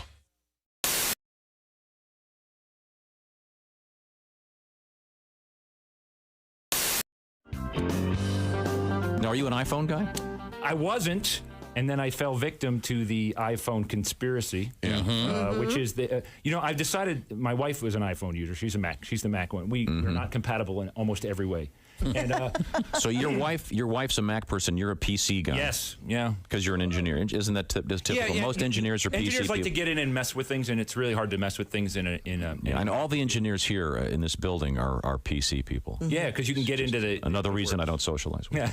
I'm sorry. Well, they don't socialize, period, so don't That's take it true. personally. I'm sorry. Yeah, there you go. But for years, I've been trying to get her to PC, and she won't. So she's had the iPhone forever, and I decided now I'm finally an iPhone user. I had a BlackBerry forever, but I'm now an iPhone. The iPhone people, it's a religion based. They are the Jehovah's Witnesses of the 21st century. Oh, it's a cult. They come up to you. If you have a BlackBerry, this is what happens to you. Is that a BlackBerry you have there? Has anyone talked to you about the iPhone? Yeah. Have you accepted Stephen Jobs as your Lord and Savior? Dear Allie, I was at my boyfriend's house and I saw a tampon in the bathroom trash. Oh. I don't know of any other girls going to his house, and we talk all the time. And so it seems worth bringing up, but will I sound crazy? It was kind of buried, so it's not like it was fully visible. Maybe I should just keep my head watching. Maybe I should just keep my head in the game and watch him closely. Or not dig through his trash. Yeah, Oscar the Grouch. Was it like a wrapper I like hanging that she out? made it sound like she wasn't digging, though. It just wasn't totally visible. I wasn't She didn't digging, unwrap it, did she? Like, let's see what's actually in After here. I emptied the trash and turned it upside down and sifted it through a colander, I found a tampon. Well, I here's the get thing. you get what she's saying. He could have had a bloody nose. Yeah. That's a thing that Ace uses. He uses tampons to. On my nightstand are 2 tampons. Yeah, see? So there you go. Or tie 2 ponds. No, that's Maybe he's a vampire and he was making tea. Yeah, the bloody nose Thought thing about she that? would know about if Yeah, she's that's been with him true. and that was Yeah. the thing. Yeah. No, you have every right to ask him. You have, yeah, I agree. Yeah. Ask if his mom has hit menopause yet. Don't ask him if his mom has hit menopause. You gotta beat around the bush as much as you can. I'm still struggling with this. She found the tampon. Does he have a cleaning lady? Yeah. She should have taken out the trash, I guess, if she was his cleaning lady. That's good point. Yeah. I would never leave evidence. I would wrap everything really well in a toilet paper and then throw it away. You know what I mean? Does he have a menstruating vagina? do we know that? Yeah, is he fluid? Maybe Do we know that he doesn't have a menstruating vagina? Maybe his pronouns are her and she. Or, Does he have old photos around? That's my half sister. That is kind of one way to tell if he is doing something wrong or not, though, because if she says it and he comes back, are you crazy? You're going through my trash? Yep. Yeah. That probably means he's doing something wrong. Yeah, as opposed to just answering the question. Right. Like, that flip to crazy is always a good indication. I'm not. At least she was honest about going through the trash. You dirty liar. Jeez. Could have been a door dasher. Hey, here's your meal. By the way, can I throw my pawn in your trash?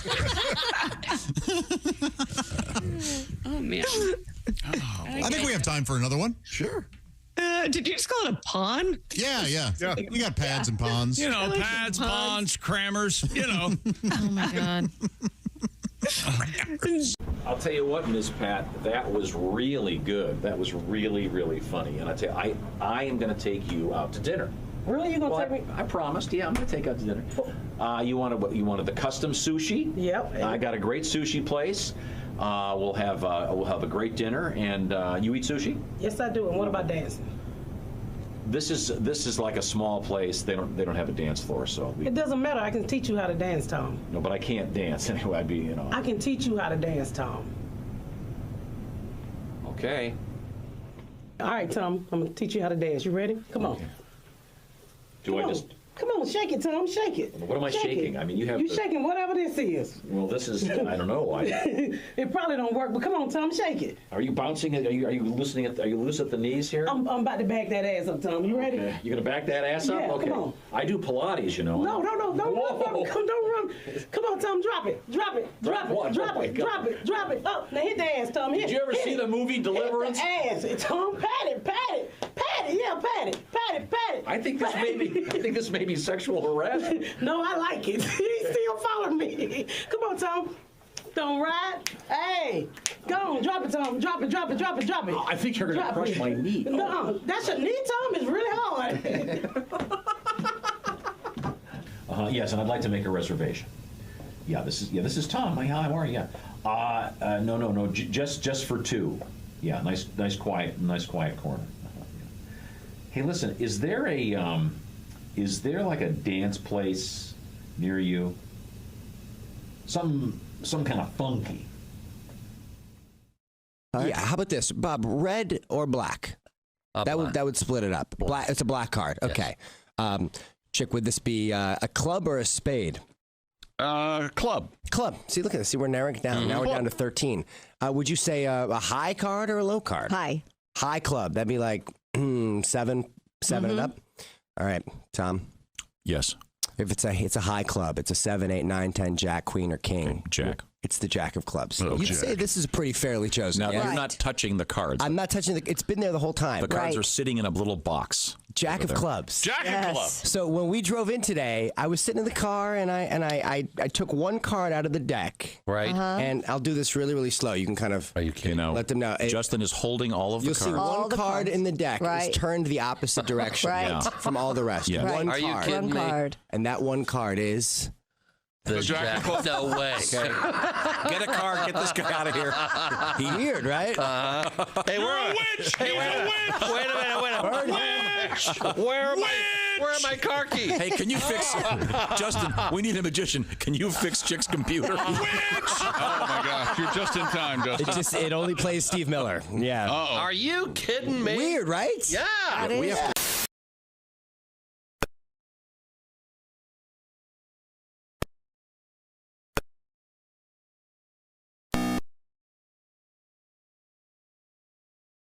Fair coming up. Welcome back to the Bob and Tom Show. Christy Lee at the Silac Insurance News Desk. Hello. There's Josh Arnold. Hi there. Ace Cosby. We're in the O'Reilly Auto Parts Studios. I'm Chick McGee. Hello, Tom. We were just talking to the great comedian Greg Warren about something, and before we get to Reno Collier, apparently been kicked out of his house. He's going to call from his living in the garage. garage. Hey, Reno, didn't even see you up there. Are you in your garage? Is that your garage? Yes, sir, I am. I got a house full of kids. It's summertime.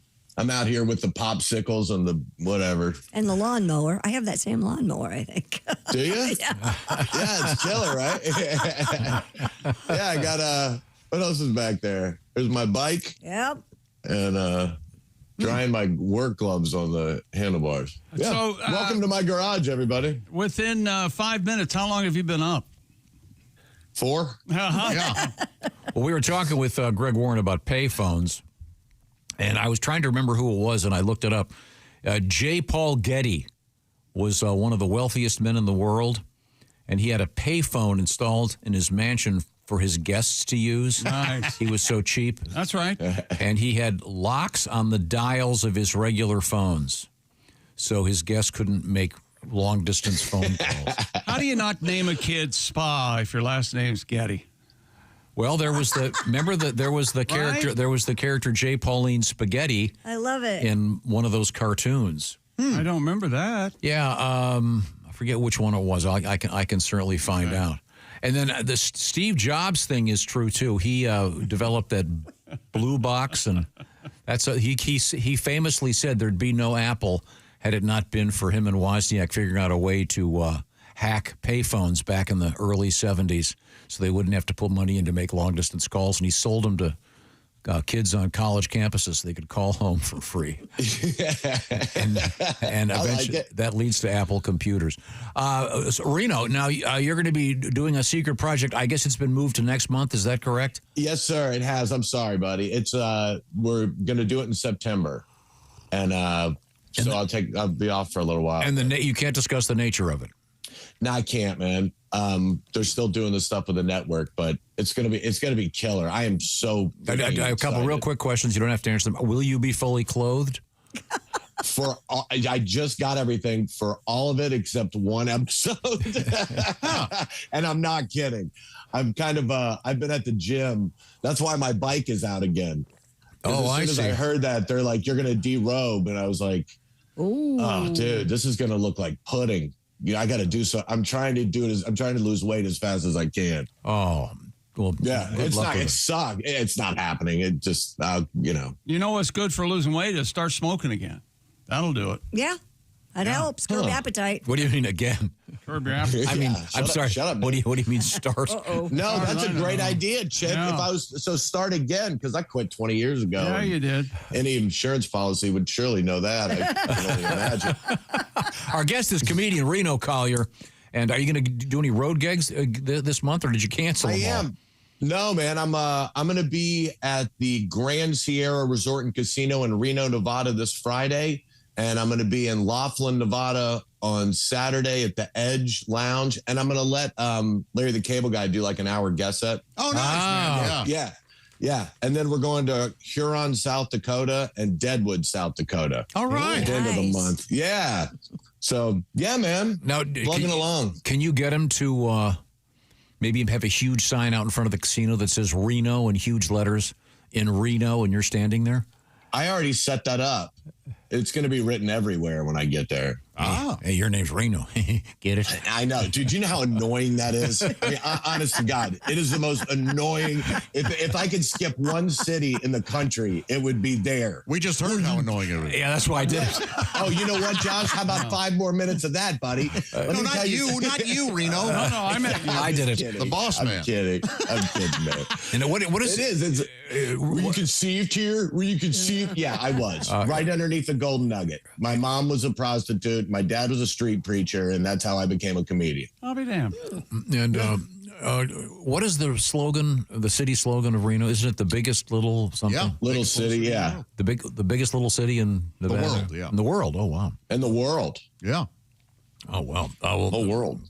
That should be great. Coming up this Friday with Larry the Cable Guy. Time now for an exercise in deeply thought out commentary. Yes, sir. You don't get much of that on TV anymore. They used to have the general manager of the TV station come out and, I want to tell you about these hippies. Yeah, these hippies. That is kind of what Reno does. That's exactly what I'm about to do. I was going to say. So these damn hippies. The Southern Fried Take, what Country Fried Take, excuse me. What have you got for us today? So it's that time of year again where everything is about back to school sales. Let's get ready for the best year ever. As many of you know, I was a PE teacher before I started doing whatever this is. I describe that job as a teacher like every TV show I've ever gotten. It's known as a short-lived laugher. This time of year always reminds me of one of the last conversations I had with my fellow educators. They were all cracking jokes about how all I do is jack the kids up during my class and they won't calm down enough to learn the things they need in real life from the real classes. And I'm like, now listen, at this time, I was not a paid comedian. I had done a little open mic, but I was already treating the people around me as if they were hecklers. I had a strong 3 minutes set on farting in the bank tube and shooting it back in at the tellers in the human aquarium. So I figured, why not take this time to work on my crowd work? I started with, well, let me ask you a question, Mrs. Henderson. What do you teach, lunch?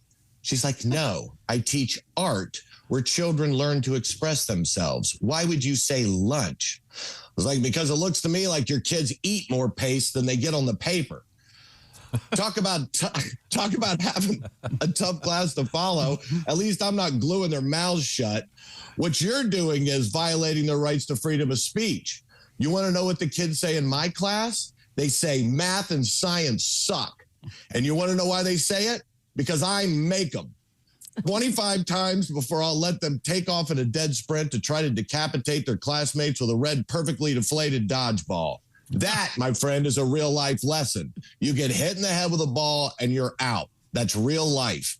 And don't get me started on math. If John has to fly from Dallas to Tampa at 4 o'clock but arrive by 7, where's John at 5?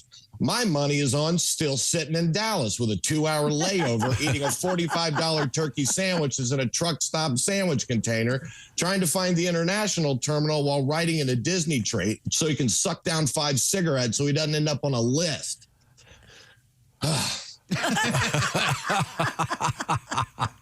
Nobody knows the answers to your sleight of hand stupid math questions. What's why? What are you, a philosopher? What year was the War of 1812? Nobody knows that stupid stuff. The lesson that you guys are actually teaching these kids is to sit at a desk for 8 hours in a controlled environment, shut your mouth, and speak when spoken to. Y'all are a bunch of commies. These kids are big balls of anxiety because they're caged. You can't tell me that every job environment wouldn't be better with a rack of dodgeballs in the office. Hey, Frank, you got that paperwork I've been waiting on for 2 weeks? No? And you calmly walk over to the rack and pipe one right in the side of Frank's head. I mean, leaving a Gorbachev on there for a couple hours. Your stress is gone and Frank has learned a valuable lesson. Now, I must say, to me, that was a great day.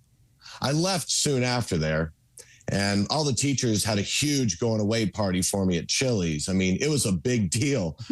Or at least that's what I heard. They didn't bite me. But what I want the parents out there to think about is when you're at a parent-teacher conference and you look in that gym and see the lonely guy in the bike football shorts with a collared shirt sitting in a fold-out chair on the foul line, just walk past and leave him alone. If you piss him off, you might end up with a Gorbachev yourself. I'm Reno Collier, and that's my country fried take. Thank you, Reno. I love the notion of the Gorbachev. Yeah. Oh, the Gorbachev was the best, dude. Somebody gets popped, and that's on there for like 3 periods after class. This Friday, with Larry the Cable Guy, you can find Reno in Reno. And then, if I'm not mistaken, Saturday, it's Laughlin, Nevada. Is that right? Yes, sir. At a casino there. I lost the page.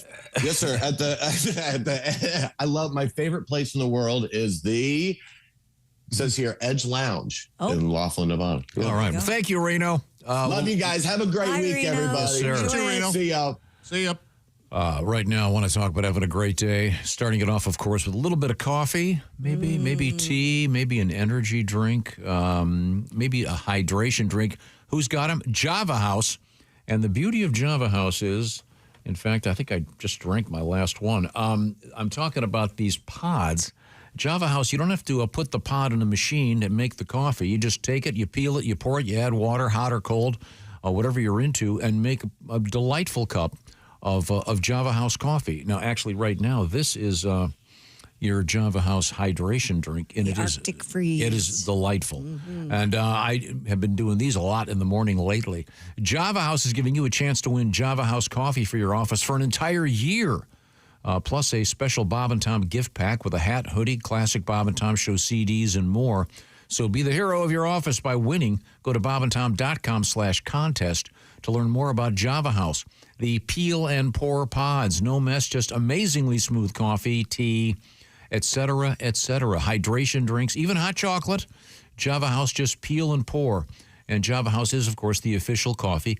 And Java House, the official refreshments of the Bob and Tom Show. So don't be disappointed in your morning coffee, and simplify the process while you're at it from Java House. Coming up, Christy Lee at the Silac Insurance News Desk. What do you got over there? Coming up, we have radioactive wasps in the news. Yeah. The flying kind. It's about time. Not the country club kind. Oh, I didn't even think about that. Is that what you did with that? Yeah, clarifying. All right. I We say. have ball pythons and we have a monitor lizard update coming up. I can't help but noticing, Roger, I can see you in the dark. I'm radioactive. I can see you in the dark, Ron. We are in the O'Reilly Auto Parts Studios. This is the Bob and Tom Show.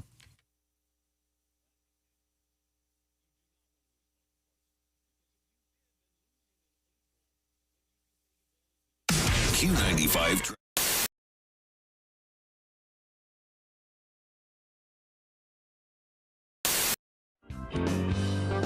Really, yes. So Dan, you're getting divorced. Huh? I know. Yeah. But I mean, really, even on like careers, I mean, it is tough, on the road. But we're just so different too. Like, comedy, and she is an electrical engineer. Very, very different worlds. Okay. Wow. And I probably should have listened more too, because I realized after her doing that for 9 years, the only thing I know about her job is that it has to do with electricity and engineering, and that's it. It's so boring. Like, I hate it. Like, she would try and describe it to me, and she would use these technical words that I don't understand. And then she would dumb it down with smaller technical words I also don't understand. All right. So it would just be frustrating. Like, I would feel like some dumb monster just incapable of knowledge. Just like, me no like talk now. Dan Hart hurts. Dan Hart sad. I mean, seriously, the things she would say.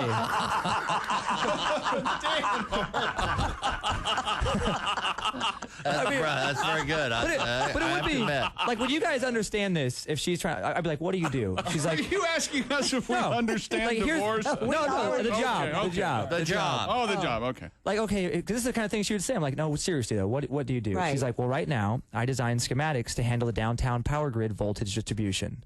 What? Yeah. And I'd be like, what's the schematic do? She's like, well, schematic doesn't do anything. It just shows where the load's being carried. And I'd have to go 8th grade to make myself feel better. I'm like, I'll show you where the load's going to get carried. Dan happy now.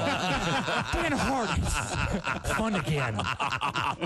She'd be like, Dan, I'm serious. Typical guy. Oh, yeah. Dan got big load. Yeah. Dan been on road. Yeah, the problem was it was so dry. I knew I'd have to work so hard, and then in the end, it would just suck anyway. It would just be something boring I wouldn't care about. Right. Sometimes I'd want to just say, look, just stop talking. Do you or do you not build robots? No? Yeah. Then why are we talking? She could build a robot. Yeah, I guess she Electrical could. engineer, sure. Yeah. I know. Why can't you do that? She probably will. Still. Yep. Yes, one that Replace me. listens. Yeah. Someone she can get along with. Yeah. Who doesn't like meat? Hello. Yes, that could very well happen. That'd be kind of a dillbot. Okay. I think that's So the it likes first time pickles. All right. Okay. insulted someone's ex-wife on the air. No. A dillbot makes perfect sense. If she's an electrical engineer, she can, make her. Yeah, make whatever she Who wants. knows? I'm sure she's a lovely person. I just picture my son saying, my new daddy's a dillbot. I'm not sure that. The stock market goes up, the stock market goes down. The stock market goes up and down. Now ask yourself, do you still want to be dealing with all this noise during your retirement? Didn't think so. With an annuity from Silac, you'll get guaranteed payments all throughout your retirement. Mute the flute of market mayhem with an annuity from Silac. Your relaxed and well-earned retirement? It starts here. SILACINS.com. That's SILACINS.com. So, summer always makes me think of my mom. My mom was making breakfast. She could make waffles using nothing but a pancake and a hiking boot. Nothing like the Vibram waffle. Really? I agree. Boom! Well, waffles, there you go. Boom! There we go.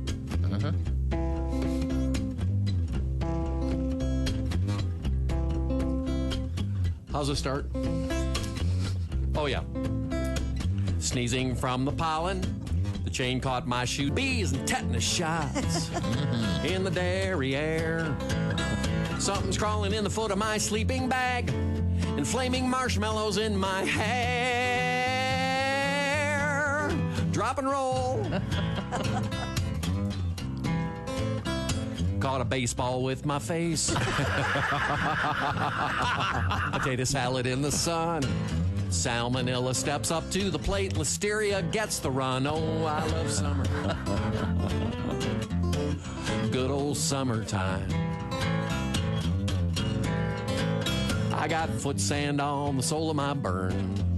A lot of feet where the sand don't shine. I got shine soot on the sole of my fence. Oh, Shine something soot. else. Yeah.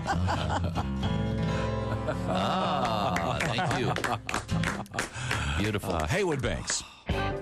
O'Reilly Auto Parts Studios. Think O'Reilly Auto Parts for all your car care needs. Get the parts and service you need fast from the professional parts people at O'Reilly Auto Parts. I'm Chick McGee, and here's Tom. I brought Miss Hooker in because she is certainly an authoritative voice in the world of food. She's a very fine cook. And I had the first really high-quality sweet corn of the summer over the weekend. It is that time of year. Oh, my God. And then I also had our handyman, Mike, brought in some of his tomatoes. Oh, I had some last night. And They're and his amazing. cucumbers, which he was telling me he cooked them on a trellis. Excuse me, he grew them on a trellis, so they grew straight down. So they're perfect. They're delightful. Yeah. But the reason I called you in here, when you make sweet corn, first of all, do you do this trick where you put sugar in the water that Christy was telling me about? I don't. I know people that do, but yeah, I don't. No, I'm salt. I like a lot of salt, a lot of butter, a lot of salt. Okay, Yeah. and then Well, after it's cooked, yeah. I'm with her on that. now, here's the question: when you eat it, Do you have the little tong things, whatever the sticker, and are they shaped like? Are they shaped like corn? I don't think they are. Now that you say that, I don't think they are. I think they're like I don't know. They're like, lesser then. Yeah, they are lesser. Like robot ears or something. It looks like the thing on top of the lamp. What's that called? A finial dobra. It's like that. That's basically what it looks like. Yeah. They're Pampered Chef. I have those too. What's that Red, called? white, yellow, and blue. Yeah, I think so. Yeah. What's it called, Josh? A finial dobra is a topper on either a lamp or a post. Yeah. Even They shorted it just a the finial. Christmas tree. Any Yeah. topper on there will be a finial dobra. I love that Really? word. Mm-hmm. Sounds like a sex term. I gave her the finial dobra. Sometimes you won't walk right for a week. You found the one that doesn't sound like a sex term. Yeah, that was amazing. That'd be the medical description of it. So now here's the key to this, where the rubber meets the road, if you will. Yes. When it comes to eating corn, yes, do you go? A certain person that I know eats it. How do I describe it? They just twirl it toward themselves and they eat like the first inch. No. And then they typewriter style. Yeah, I'm row by row. And then they move over. Yeah. Left to right. And eat another one around. I'm one of those people, Tom. Oh, okay, you are? Yeah. You do what? Whenever the last I haven't had corn on the cob in probably 15 Maybe years. I am around and around instead of You don't go across the side. No, it's like mouth width around. Right. Yes. And then move down. And then move down. Yeah. Yeah, that's, maybe that's you're how right. I do it. Yeah. But I know everybody has their own style. I go this way. Yeah, I'm like 2 rows at a time, probably. Yeah. I also deep Left or right? throat mine before. Thank you. Yeah. Trying to have a legitimate conversation. Yeah. Now, is there considered to be a polite way to eat corn? I mean, I think people cut it off of the cob and eat it that way. No, that's I like that too. It's like a. Don't they it's have like a special veggie potato chip tool that does like a circle and you can what? I've seen those. You just ram it down and it takes all the corn off at one time. I think you put it on a lathe. It's similar to like a apple slicer. Yeah. It's not, yeah, it's like that. But that's no fun. Have you guys heard of corn milk? Yep. Yeah. Sounds awful. It's not. I bet it's actually. delicious. Yeah, Really it's sweet. you extract the milkiness from the corn. Yeah. And you can make cocktails with it, or it can be a soup base. You guys all seem to love corn. I'm like indifferent. No Really? kidding. Yeah. When I was a kid, my brother and I, if we had to feed ourselves, would be a can of corn and so much country crock. It was like a soup. it was insane. At this time of year, you can literally eat corn raw. It's so good. It's so I've good. done it. I like it right off Ever the... pull the car over, Tom, and jump out into a Well, sweet not corn field corn. and just- Well, that, as Greg Warren has pointed out, that's where the field corn grows. That's Yeah. probably meant for feeding. Yeah, field cattle. corn, not the same. No, I'm talking about sweet corn. Honey. You got enough butter and salt. We were talking about this too the other day. Tomatoes, obviously in season. How do you guys eat your tomatoes? Ours is cottage cheese and tomatoes. Caprese salad every day. Oh, okay. I do the caprese. Yep, me the too. Mozzarella and the Basil, fresh glaze. Ooh, yeah. and the, that brown vinegar that's really sweet. What is Balsamic? that called? Nope. My white trash is showing. It's cottage think cheese, it's tomatoes, and Lowry's seasoning. Oh, salt. there you go. Huh. Yeah. I'll slice it and put it on a Is burger there or a anything sandwich. better than a ripe tomato, and is there anything worse than an unripe tomato? Yeah, I Right? agree. Oh, the margin is huge. Oh, Yeah, I think so. That's one of the problems with fast food. yep.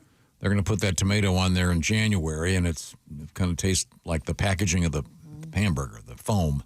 But yeah, tis the season. I was just curious if I was receiving some criticism from certain members of my family because I was eating the corn across. You're fine. Really? Yeah, that's Okay, I think Apparently- that's normal. It's not Both are unusual. acceptable, yeah. Apparently, it's sort of dainty to eat it and just sort of twist it toward oneself. do it however you want. My dad would eat corn across, but it would end up looking almost square, and I don't know how he did that to this day.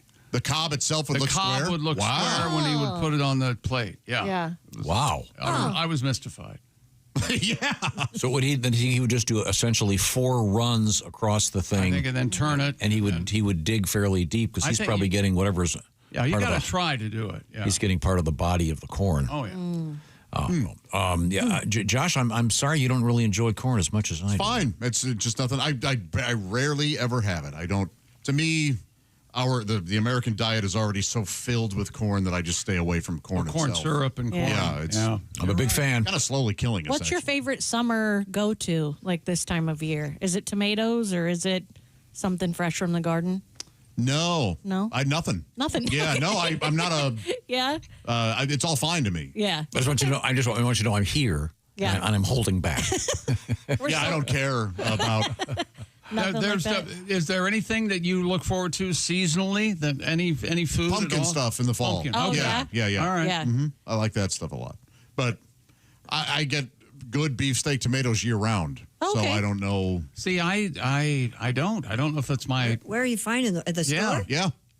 I mean, the beefsteak tomato I get at the one grocery store tastes the same in February as it does in July. So I don't know what.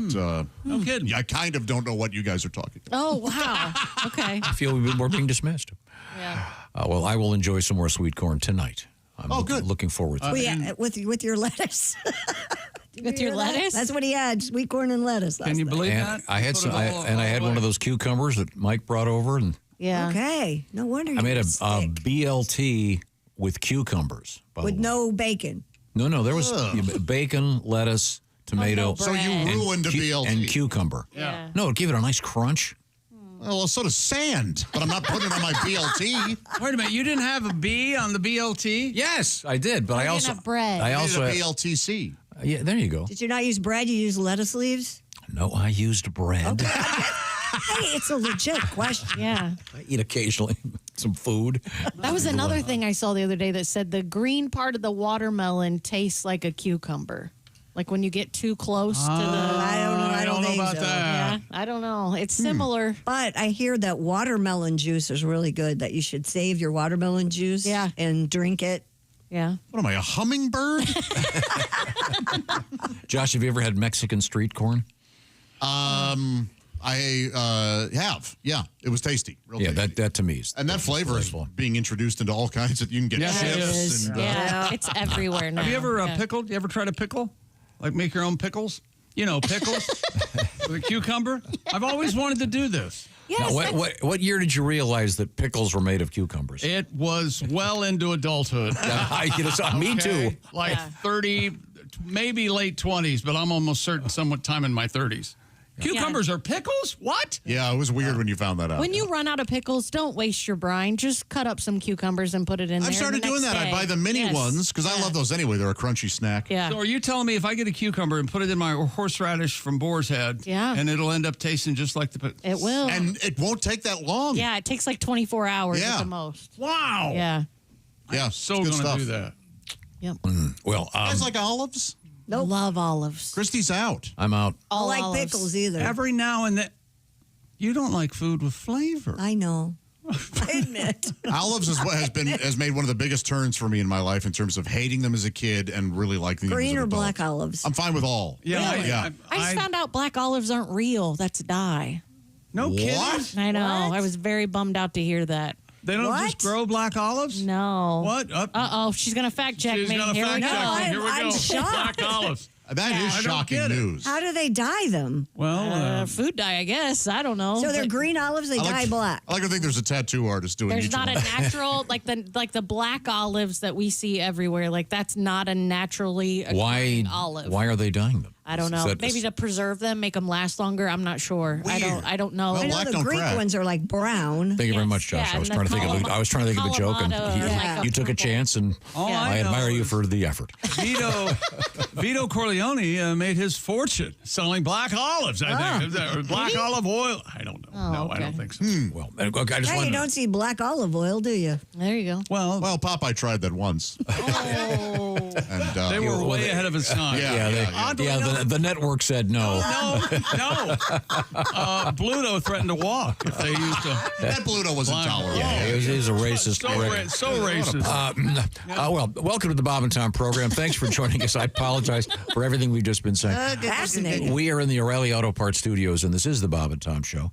And now, do you grow any of your own vegetables? Not this year. No. I just have a giant herb garden this year. I don't want you guys to think Lots of herbs. I don't appreciate garden fresh vegetable. I really do. I love them. Here's my thing about it. You don't. You do all that work, Yeah. and then everything's good for a week.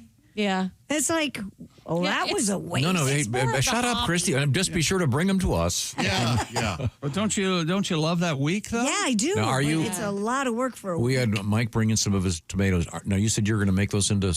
A sauce. Yeah, I was thinking about or salsa. I don't know, but I'm going to do something with them today. I just don't Made it- understand how these faceless, just people that no one knows, but you all of a sudden become this inner circle, and that we haven't been able to live without. That's not true. Mike and his tomatoes and his No. cucumbers. I Now don't there's- Mike understand. has been Now- around for a very long time. There are more for me. Thank you. Yeah. Don't get I it. have a great recipe for cherry tomatoes that I will share with you. Oh, It's okay. amazing. They make a great sauce. You grow them, right? You get No, them out of Mike the ground? does, and I use Mike's. I tried making a cherry pie with cherry tomatoes, and people hate it. Oh, Oh, you know, you have to try this though. There is a tomato pie. Have you seen this? I will pass. Okay. I don't know. Tomato pie. That sounds like slime. Yeah, it's a calzone. Yeah. I guess that's what No, it is. yeah, no. but no, it's, Tomato pie sounds like something Al Capone would say to some mall. Yeah, she's a real tomato pie, if you know what I'm saying. it's really good. Yeah, redder. Is that the rare outtakes from when Bogart tried to do Bogart couldn't touch that, actually.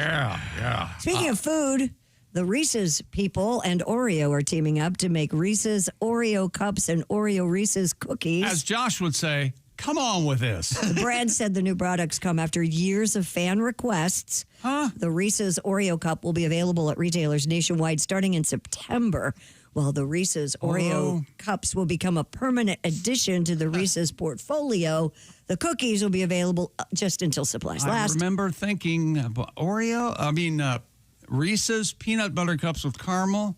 I don't know. And now I can't live without it. Wow. Yeah. I've not had those. So good. So the Oreo will have the inside of the Reese's Right there it is. cup. Yeah, there you go. And the Reese's cups will have the And inside of Oreos. No, the Reese's cup is not covered in chocolate, but covered in the white filling of the Oreo. Oh, interesting. Yeah. Interesting. Yes. This all sounds very good. And Yeah, I'll be trying all of it. Is it ice cream? No. It reminds me of ice cream. So Bob. is that the cookie or that's the cookie? That's the cookie. That's cookie, Oreo. yeah. So instead of the white filling in the Oreo, you get what is the Reese's peanut butter. cup. Yeah. Yeah. Yeah, this all looks very, very good. Yeah, worth checking out. With all the problems in the world, this is a nice respite from the incredible tragedies happening everywhere. Okay. I'd like a Reese's.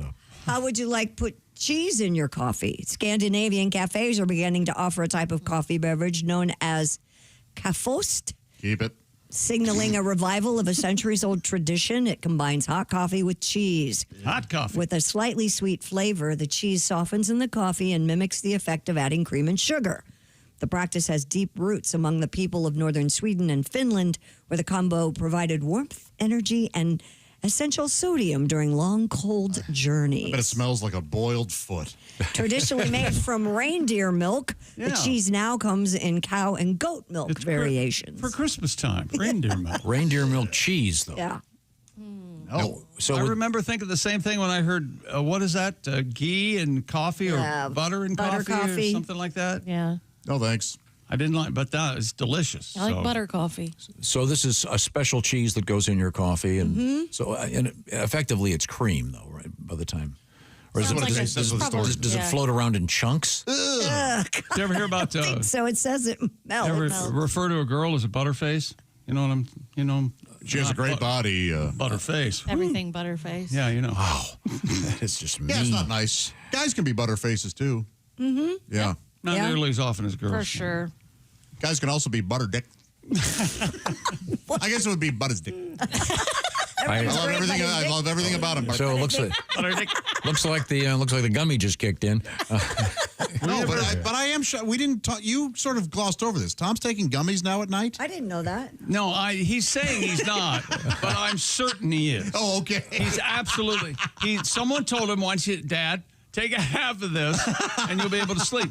And he has, and he's about 90% goofy all the time now. No, I wish. I No, wanna be I clear. was just in a dispensary in Colorado. I did not bring any back. I don't have any problem with this at all. No, I like love Me him. either. I think it's great. Finally, you relax. Goofy beats angry every time. Does goofy lead to boofoo? Case in point. Well, you just said boofoo. Yes, I did, my brother. Now, I have a question about this coffee. So they put cheese in their coffee. Now, wait a minute, I got to get this straight. Cheese makes you constipated, right? Mm-hmm. And coffee does the opposite. This is kind of neutralizing the bowel There you go. thing. It's like the Four Loko for breakfast. Yeah, so now I'm wide awake and I can't go to. You don't want to be wide awake and constipated. But haven't you really wanted a real bowel ringer every now and then? You know, something to really haul the mail, like instantaneously. You've never been constipated at all. Oh yeah, after I had major surgery, I went 11 days. Huh. And my great friend, a cigarette. my great friend Dr. Cordell came over and he said, "How long has it been?" And I said, 11 days. He goes, "I'll be right back." And he came back with Miralax, pills, suppositories, powder, the whole thing. Barbecue tongs. Yeah. Well, I'll tell you what. God bless you, Bill. And I a couple days later, I gave birth to a sandpaper softball. I'm just telling you. I'm just they don't. If you're going for major surgery, by the way, ask your friendly physician, he or she, if you should maybe get on the the Metamucil train, because after that anesthetic, whatever it does, it really binds you up. When you're going to have surgery, do you think they always, no matter what they're operating on, they always look at your genitals? I would. Let's take a look. And I bet there are some that always take a picture. Well, there are some that have gotten caught doing that. There were some nurses who got fired. Yeah, they did. Apparently, they saw quite a specimen. And had pictures passed around. Oh, the old Stanley Smith joke. Yeah, exactly. Right. They ended up. Yeah. By the way, is anyone else watching The Pit? I did see The Pit. Yeah. Did you watch the whole thing? Yes. Our friend Drew Powell. Mm-hmm. Did you finally see that episode? I finally saw that episode where he warned me. I told you. His character. He's misunderstood, that's all. Really? And that nurse used to be Dennis Hopper's girlfriend. Wife. Wife? Was it wife? They have a son. I think she's married to one of the guys from Wings or something, I think now. She's a lovely actress. Yeah, she's terrific. Yeah. And, what's her name? Lanasa? Yeah, that's it. LaChoy. No, Chinese food. She's great in it. She says swing American. Well, you watch her take the drag on that cigarette. You can tell she's a pro. She knows how to smoke. I mean, somebody if she can smoke a cigarette, she can smoke a hog. No, I'm not saying that. I think you did. A couple things coming up, Christy Lee. When you want to tell me what they are? No. Do the. I want Josh. He's lost. I want Josh to do the what we're going to do when we come back. And we're going to return, and we'll do that when we come back. I think. Now, see, when I do it with that authoritative voice. It sounds like it means something. Yeah, it takes about 3 seconds. It's like lyrics to Led Zeppelin songs. Anytime I can get somebody to look at their radio or whatever they're listening to and go, what? Yeah, there you go. I love it. Right now, I want to talk about maybe your parents. Maybe your folks had one of those things where when mom or dad retired, they got the gold watch and they got that paycheck. We loved having you here so much, Ralph. We're going to keep paying you. That's not really happening a lot anymore. That's where something called an annuity comes into play. It's all about making sure that no matter what happens with the stock market, you're still getting your money. And the experts on annuities, of course, the Silac Insurance Company. This is what they do. And a lot of folks are very happy with these programs. Find out what I'm talking about. Certain restrictions apply, but you may be able to get one of these up and running. So way down the road when you retire, oh, look, here's my money coming to me on a monthly basis, putting it right in your hand or in your bank account or in your mailbox. Now, see what I'm talking about by visiting Silac at silacins.com. And that's, by the way, SILAC. The Silac Insurance Company, silacins.com, or just go to bobandtom.com. We have a handy link and get some information. That's all. Just get a little bit of information about your future. You'll sleep better tonight knowing that many nights down the road, you're going to still have that check coming your way. The Silac Insurance Company. Take care of yourself and get it up and running now. When we come back, we'll be returning, and we're going to be talking about a monitor lizard, very scary, and hot dogs on the streets of a town near you. All right. So when we return, we'll be back.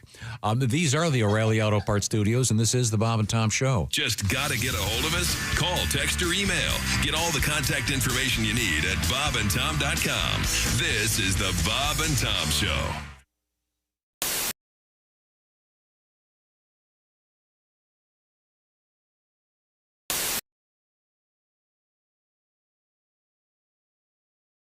I think they're supposed to put it in. You ain't seen my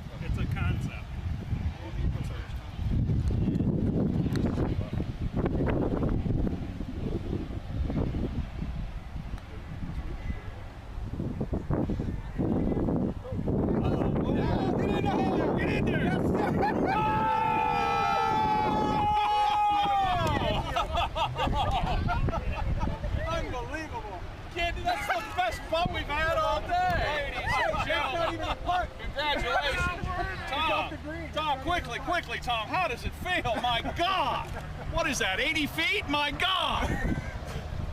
Now, right now, I'm buying a Mutual of Omaha hat, just like he has. Right now. Save that, baby. Save that, you don't even have to hit it. You better hit that.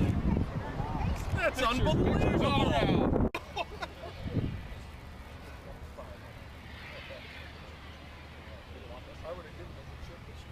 No, give me. You don't have to put the ball right on the marker.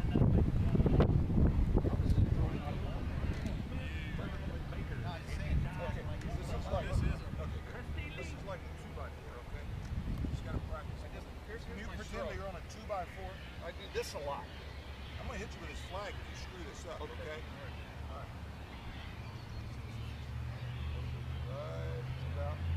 Right about there now. Just straight down the 2x4. Keep it on the board. There's your B. Yes! Woo! Money! We gotta get a picture of this, Tony. I'm nervous. I've seen Viva. Hello, my name is Alexa. If you have a smart speaker and what to hear, Bob and Tom Radio, just say Alexa, play Bob and Tom Radio on TuneIn. Now, you try it. Alexa, play Bob and Tom Radio on TuneIn. That's the first smart thing you've said to me since you took me out of the box. Scientists used magnetic resonance imaging to measure the activity of the brain's emotional center when listening to a pianist in real time. When listening to a penis in real time. A pianist. I can hear the ocean. When did they change that, by the way? What? It was always pianist growing up. Now it's pianist, isn't it? I've probably growing up. What? Oh, never mind. I saw one on a horse. That was the first time I saw one. And it was like. First time I saw a horse, I thought, my God. And then they also. What's the old joke? No, I said a 5-inch pianist. Yeah. Yeah, something like What? No, what's the joke where the guy's in the bar and there's this little 6-inch kid? What? There's a 6-inch running around tipping over everybody's drinks. I don't want this guy's a 6-inch dick. Remember? Oh, that one I've not. Oh, you never heard that one? They listened. No, that's not the joke. You've got it completely wrong. Let me tell you something. That's the joke. Okay? That is absolute. We all know nobody tells a joke like Chick. What the hell's going on? The bartender said. I wished for a 6-inch. I see. Yeah. Right? There's a little guy playing a piano. No, he's not playing the piano. Yeah. No, he's running up and down the bar, knocking over drinks. There are two jokes here. He's being a real dick. One is about a 5-inch pianist, and the other is about a 6-inch. Yeah.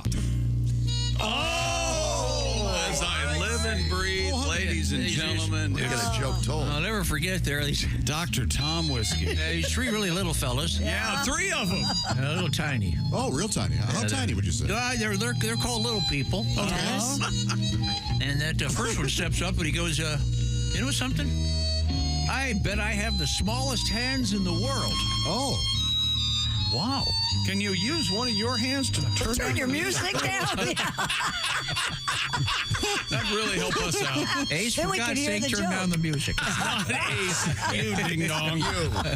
And so he sends it off to the Guinness Book of World Records people. Uh-huh. And he gets back a letter saying, you, sir, have the smallest hands in the world. It's official. This next little fella. Congratulations. This next little fella, and he's about this big. Yay high. Oh, wow. Yeah, like that's up to your knee, Josh. Yeah. This is a small man. Yeah, very small. He goes, you know, I have the world's smallest feet. So they pack up that letter. They send it off to those Guinness World Record folks. Oh. And they send it back a letter saying, sir, you officially have the smallest feet in the world. All right. It's amazing. Amazing. The third fella says, how about I have the world's smallest male member? Oh. So they take some photographs with a ruler and stuff, and they send it off to the Guinness Book of World Record people. And they want to get it validated, and they're all sitting there at the bar, and the mail comes back, and it's got Guinness there on the outside. Oh, this is going to be it. I'm going to be validated to get that record. So the guy, he takes that envelope, he opens her up, and he looks at the thing, and he goes, I have the world's second smallest penis in the world. Oh, No. Really? Who the hell is Chick McGee? Okay. All right. Okay. Very nice. I had not heard that. That joke had not entered into any of the jokes. No, it wasn't anywhere we were near talking what we were- about. Yeah, it was a true story from the Old West. Yes. Now, your kids are, what, 11 is your son, right? Yes, correct. How old's your daughter? 6. 6. Okay, great. Yeah, She still gets away with stuff, probably. 6 years old. She's so funny that I just refuse to punish her for anything. Right. She came up from kindergarten one day and she goes, Dad, Stacy and I were playing catch and she hit me right in the balls. She only has an older brother. She's only heard that area referred to as that. A good dad would tell her that she's wrong. I am not going to do that. I have chosen to use that to my advantage. She'll be on her first date and making out with some dude and she'll be like, touch my ball. Guess who's done making out? Until at least college, because now everyone in high school thinks she has balls. Thanks, Facebook. Best daddy. Come on. Welcome back to the Bob and Tom Show. Christy Lee, Josh Arnold, Jess Hooker, Ace Cosby. I'm Chick. We're in the O'Reilly Auto Parts Studios. Hello, Tom. Hello, Chick McGee. We got off on this food thing, and I apologize. I'm a big fan of food. Yeah, of course, but it's the seasonality of things, and we live in a culture in which it's everything all the time. I believe Don Henley mentions that in a song. It's nice to be able to it's fair season, or hey, this is a great time for ice cream, or in this case, sweet corn. And great tomatoes and cucumbers. Melons. You ever heard you scream, I scream, we all scream for ice cream? Absolutely. Yeah. So is ice cream season for you summertime? Yeah. Yeah. We'll ride our bikes down to the local ice cream place. Like a drive up, yeah. Stay off your bike, please. I know how to ride a bike. We're not worried about you. We're worried about the other people. No. Again. We're worried about you. But I would like to stand at the side of the trail I go on with a spear. There you go. And then when people come by real fast in the electric bikes, I'd like to heave them into the spokes. I'm surprised those are allowed. You know, they should start beating people with baseball bats as they come by with those things. I see. Well, I'm going to drive 50 miles an hour so some kid and their dog can get run over. Don't you live by the mayor? Can't he pass something? Call him up. Wait a minute. Yeah. I sure do. Give him the phone, man. I better get him on the horn. I got a bunch of stuff I want done. That's right. These I got people stop are signs I want put up. different And then they're wrong. They've got different bikes. Okay, we have Outlaw them. we have Christy Lee at the SIWAC Insurance News Desk. I know we got a lot to get to. Do you have the radioactivity in the news? sure. You promoted it. I know, but we promoted the plier thing too, so I thought we would do that one. But federal officials say a radioactive wasp's nest was found at a site that once made key parts for nuclear bombs. According to the U.S. Department of Energy, employees who routinely check radiation levels at the Savannah River site near Aiken, South Carolina, found the nest on a post near tanks where liquid nuclear waste is stored. Now, I'm not a scientist, but to me, this is the beginning of a really scary movie. Yeah. The nest had a radiation level 10 times what is allowed by federal regulations. Workers sprayed the nest with insect killer, removed it, and disposed of it as radioactive waste. And workers had reported seeing the wasps come back to life. What do we have? What was it? The killer bees? Killer hornets. And murder hornets. The murder hornets. And now Seattle. this. But they were just murdering other insects. They weren't murdering Smaller those. bees. Yeah. Decapitating them. Yep. Right. Oh, wow. They got rid of those. How would you like having a house near there? Sure, you do a lot of real estate, Christy. Can you imagine? Well, let's see now. You get some kind of radiation leak. Oh, and then there are the irradiated wasps. I didn't realize there were all different kinds of wasps. I had two of them in my screen and porch that I had to take care of recently, and they were had blue on them. They were crazy looking. I went to a concert with a couple of wasps not too long ago. I say, Biff. Did you see the Havitt brothers? Sours before 5. Okay, I know you're itching to get to this other story. In Oklahoma, a truck involved in a multi-car crash was being steered with pliers. The Oklahoma City Fire Department said crews responding to the scene shocked to find one of the vehicles was missing its steering wheel and instead had vice grips attached to the steering column. I have lived this. My buddy Paul up in Harbor Springs. Believe it or not, no injuries were reported, but the incident does highlight the importance of keeping your vehicle in proper working order. I couldn't understand vice grips. I couldn't understand pliers. Wow. They're essentially channel lock. But vice grips makes sense. Right. So he's just So locking on. You're supposed to have your hands at 10 and 2. Uh-huh. Oh, well, officer, they're primarily at 6 because that's where I'm. No, yeah, wow. Paul was doing something to his car, and then one day I was terrified. Yeah. He eventually fixed it, but that's got to be some kind of. Isn't that the way there weren't steering wheels though? Weren't there tillers in the Model Ts? I think. I don't think the Model T. I think some of the earlier models had kind of a tiller. Yeah. Like for a boat. Ooh. Didn't they try steering wheels on bicycles for a while? I desperately wanted one. Yeah. Yes, I remember that phase. You take the handlebars off and put the steering wheel. No. Oh yeah. That's fun. Yeah. Badass, man. Oh wow! Anyway, please don't do that. No. Don't have your car controlled by your. Although vice grips, a very fine tool. Don't get me wrong; I'm a huge fan. Yeah. Because if they were regular pliers, if you lost your grip at all, you'd be completely screwed. We remain in the O'Reilly Auto Parts Studios, and this remains the Bob and Tom Show. Thanks for listening to the Bob and Tom Show, sponsored in part by Java House, the official coffee and refreshments of the Bob and Tom Show. Hey, hi, it's Tom. If your windows are drafty, stuck, or just plain ugly, listen up. Champion Windows is having their mega sale. And right now, it's buy 2, get 2 free. Champion makes the whole process easy from design to installation. And Champion backs it up with a lifetime guarantee. Champion Windows, tons of styles, tons of colors, and every window is custom sized just for your home.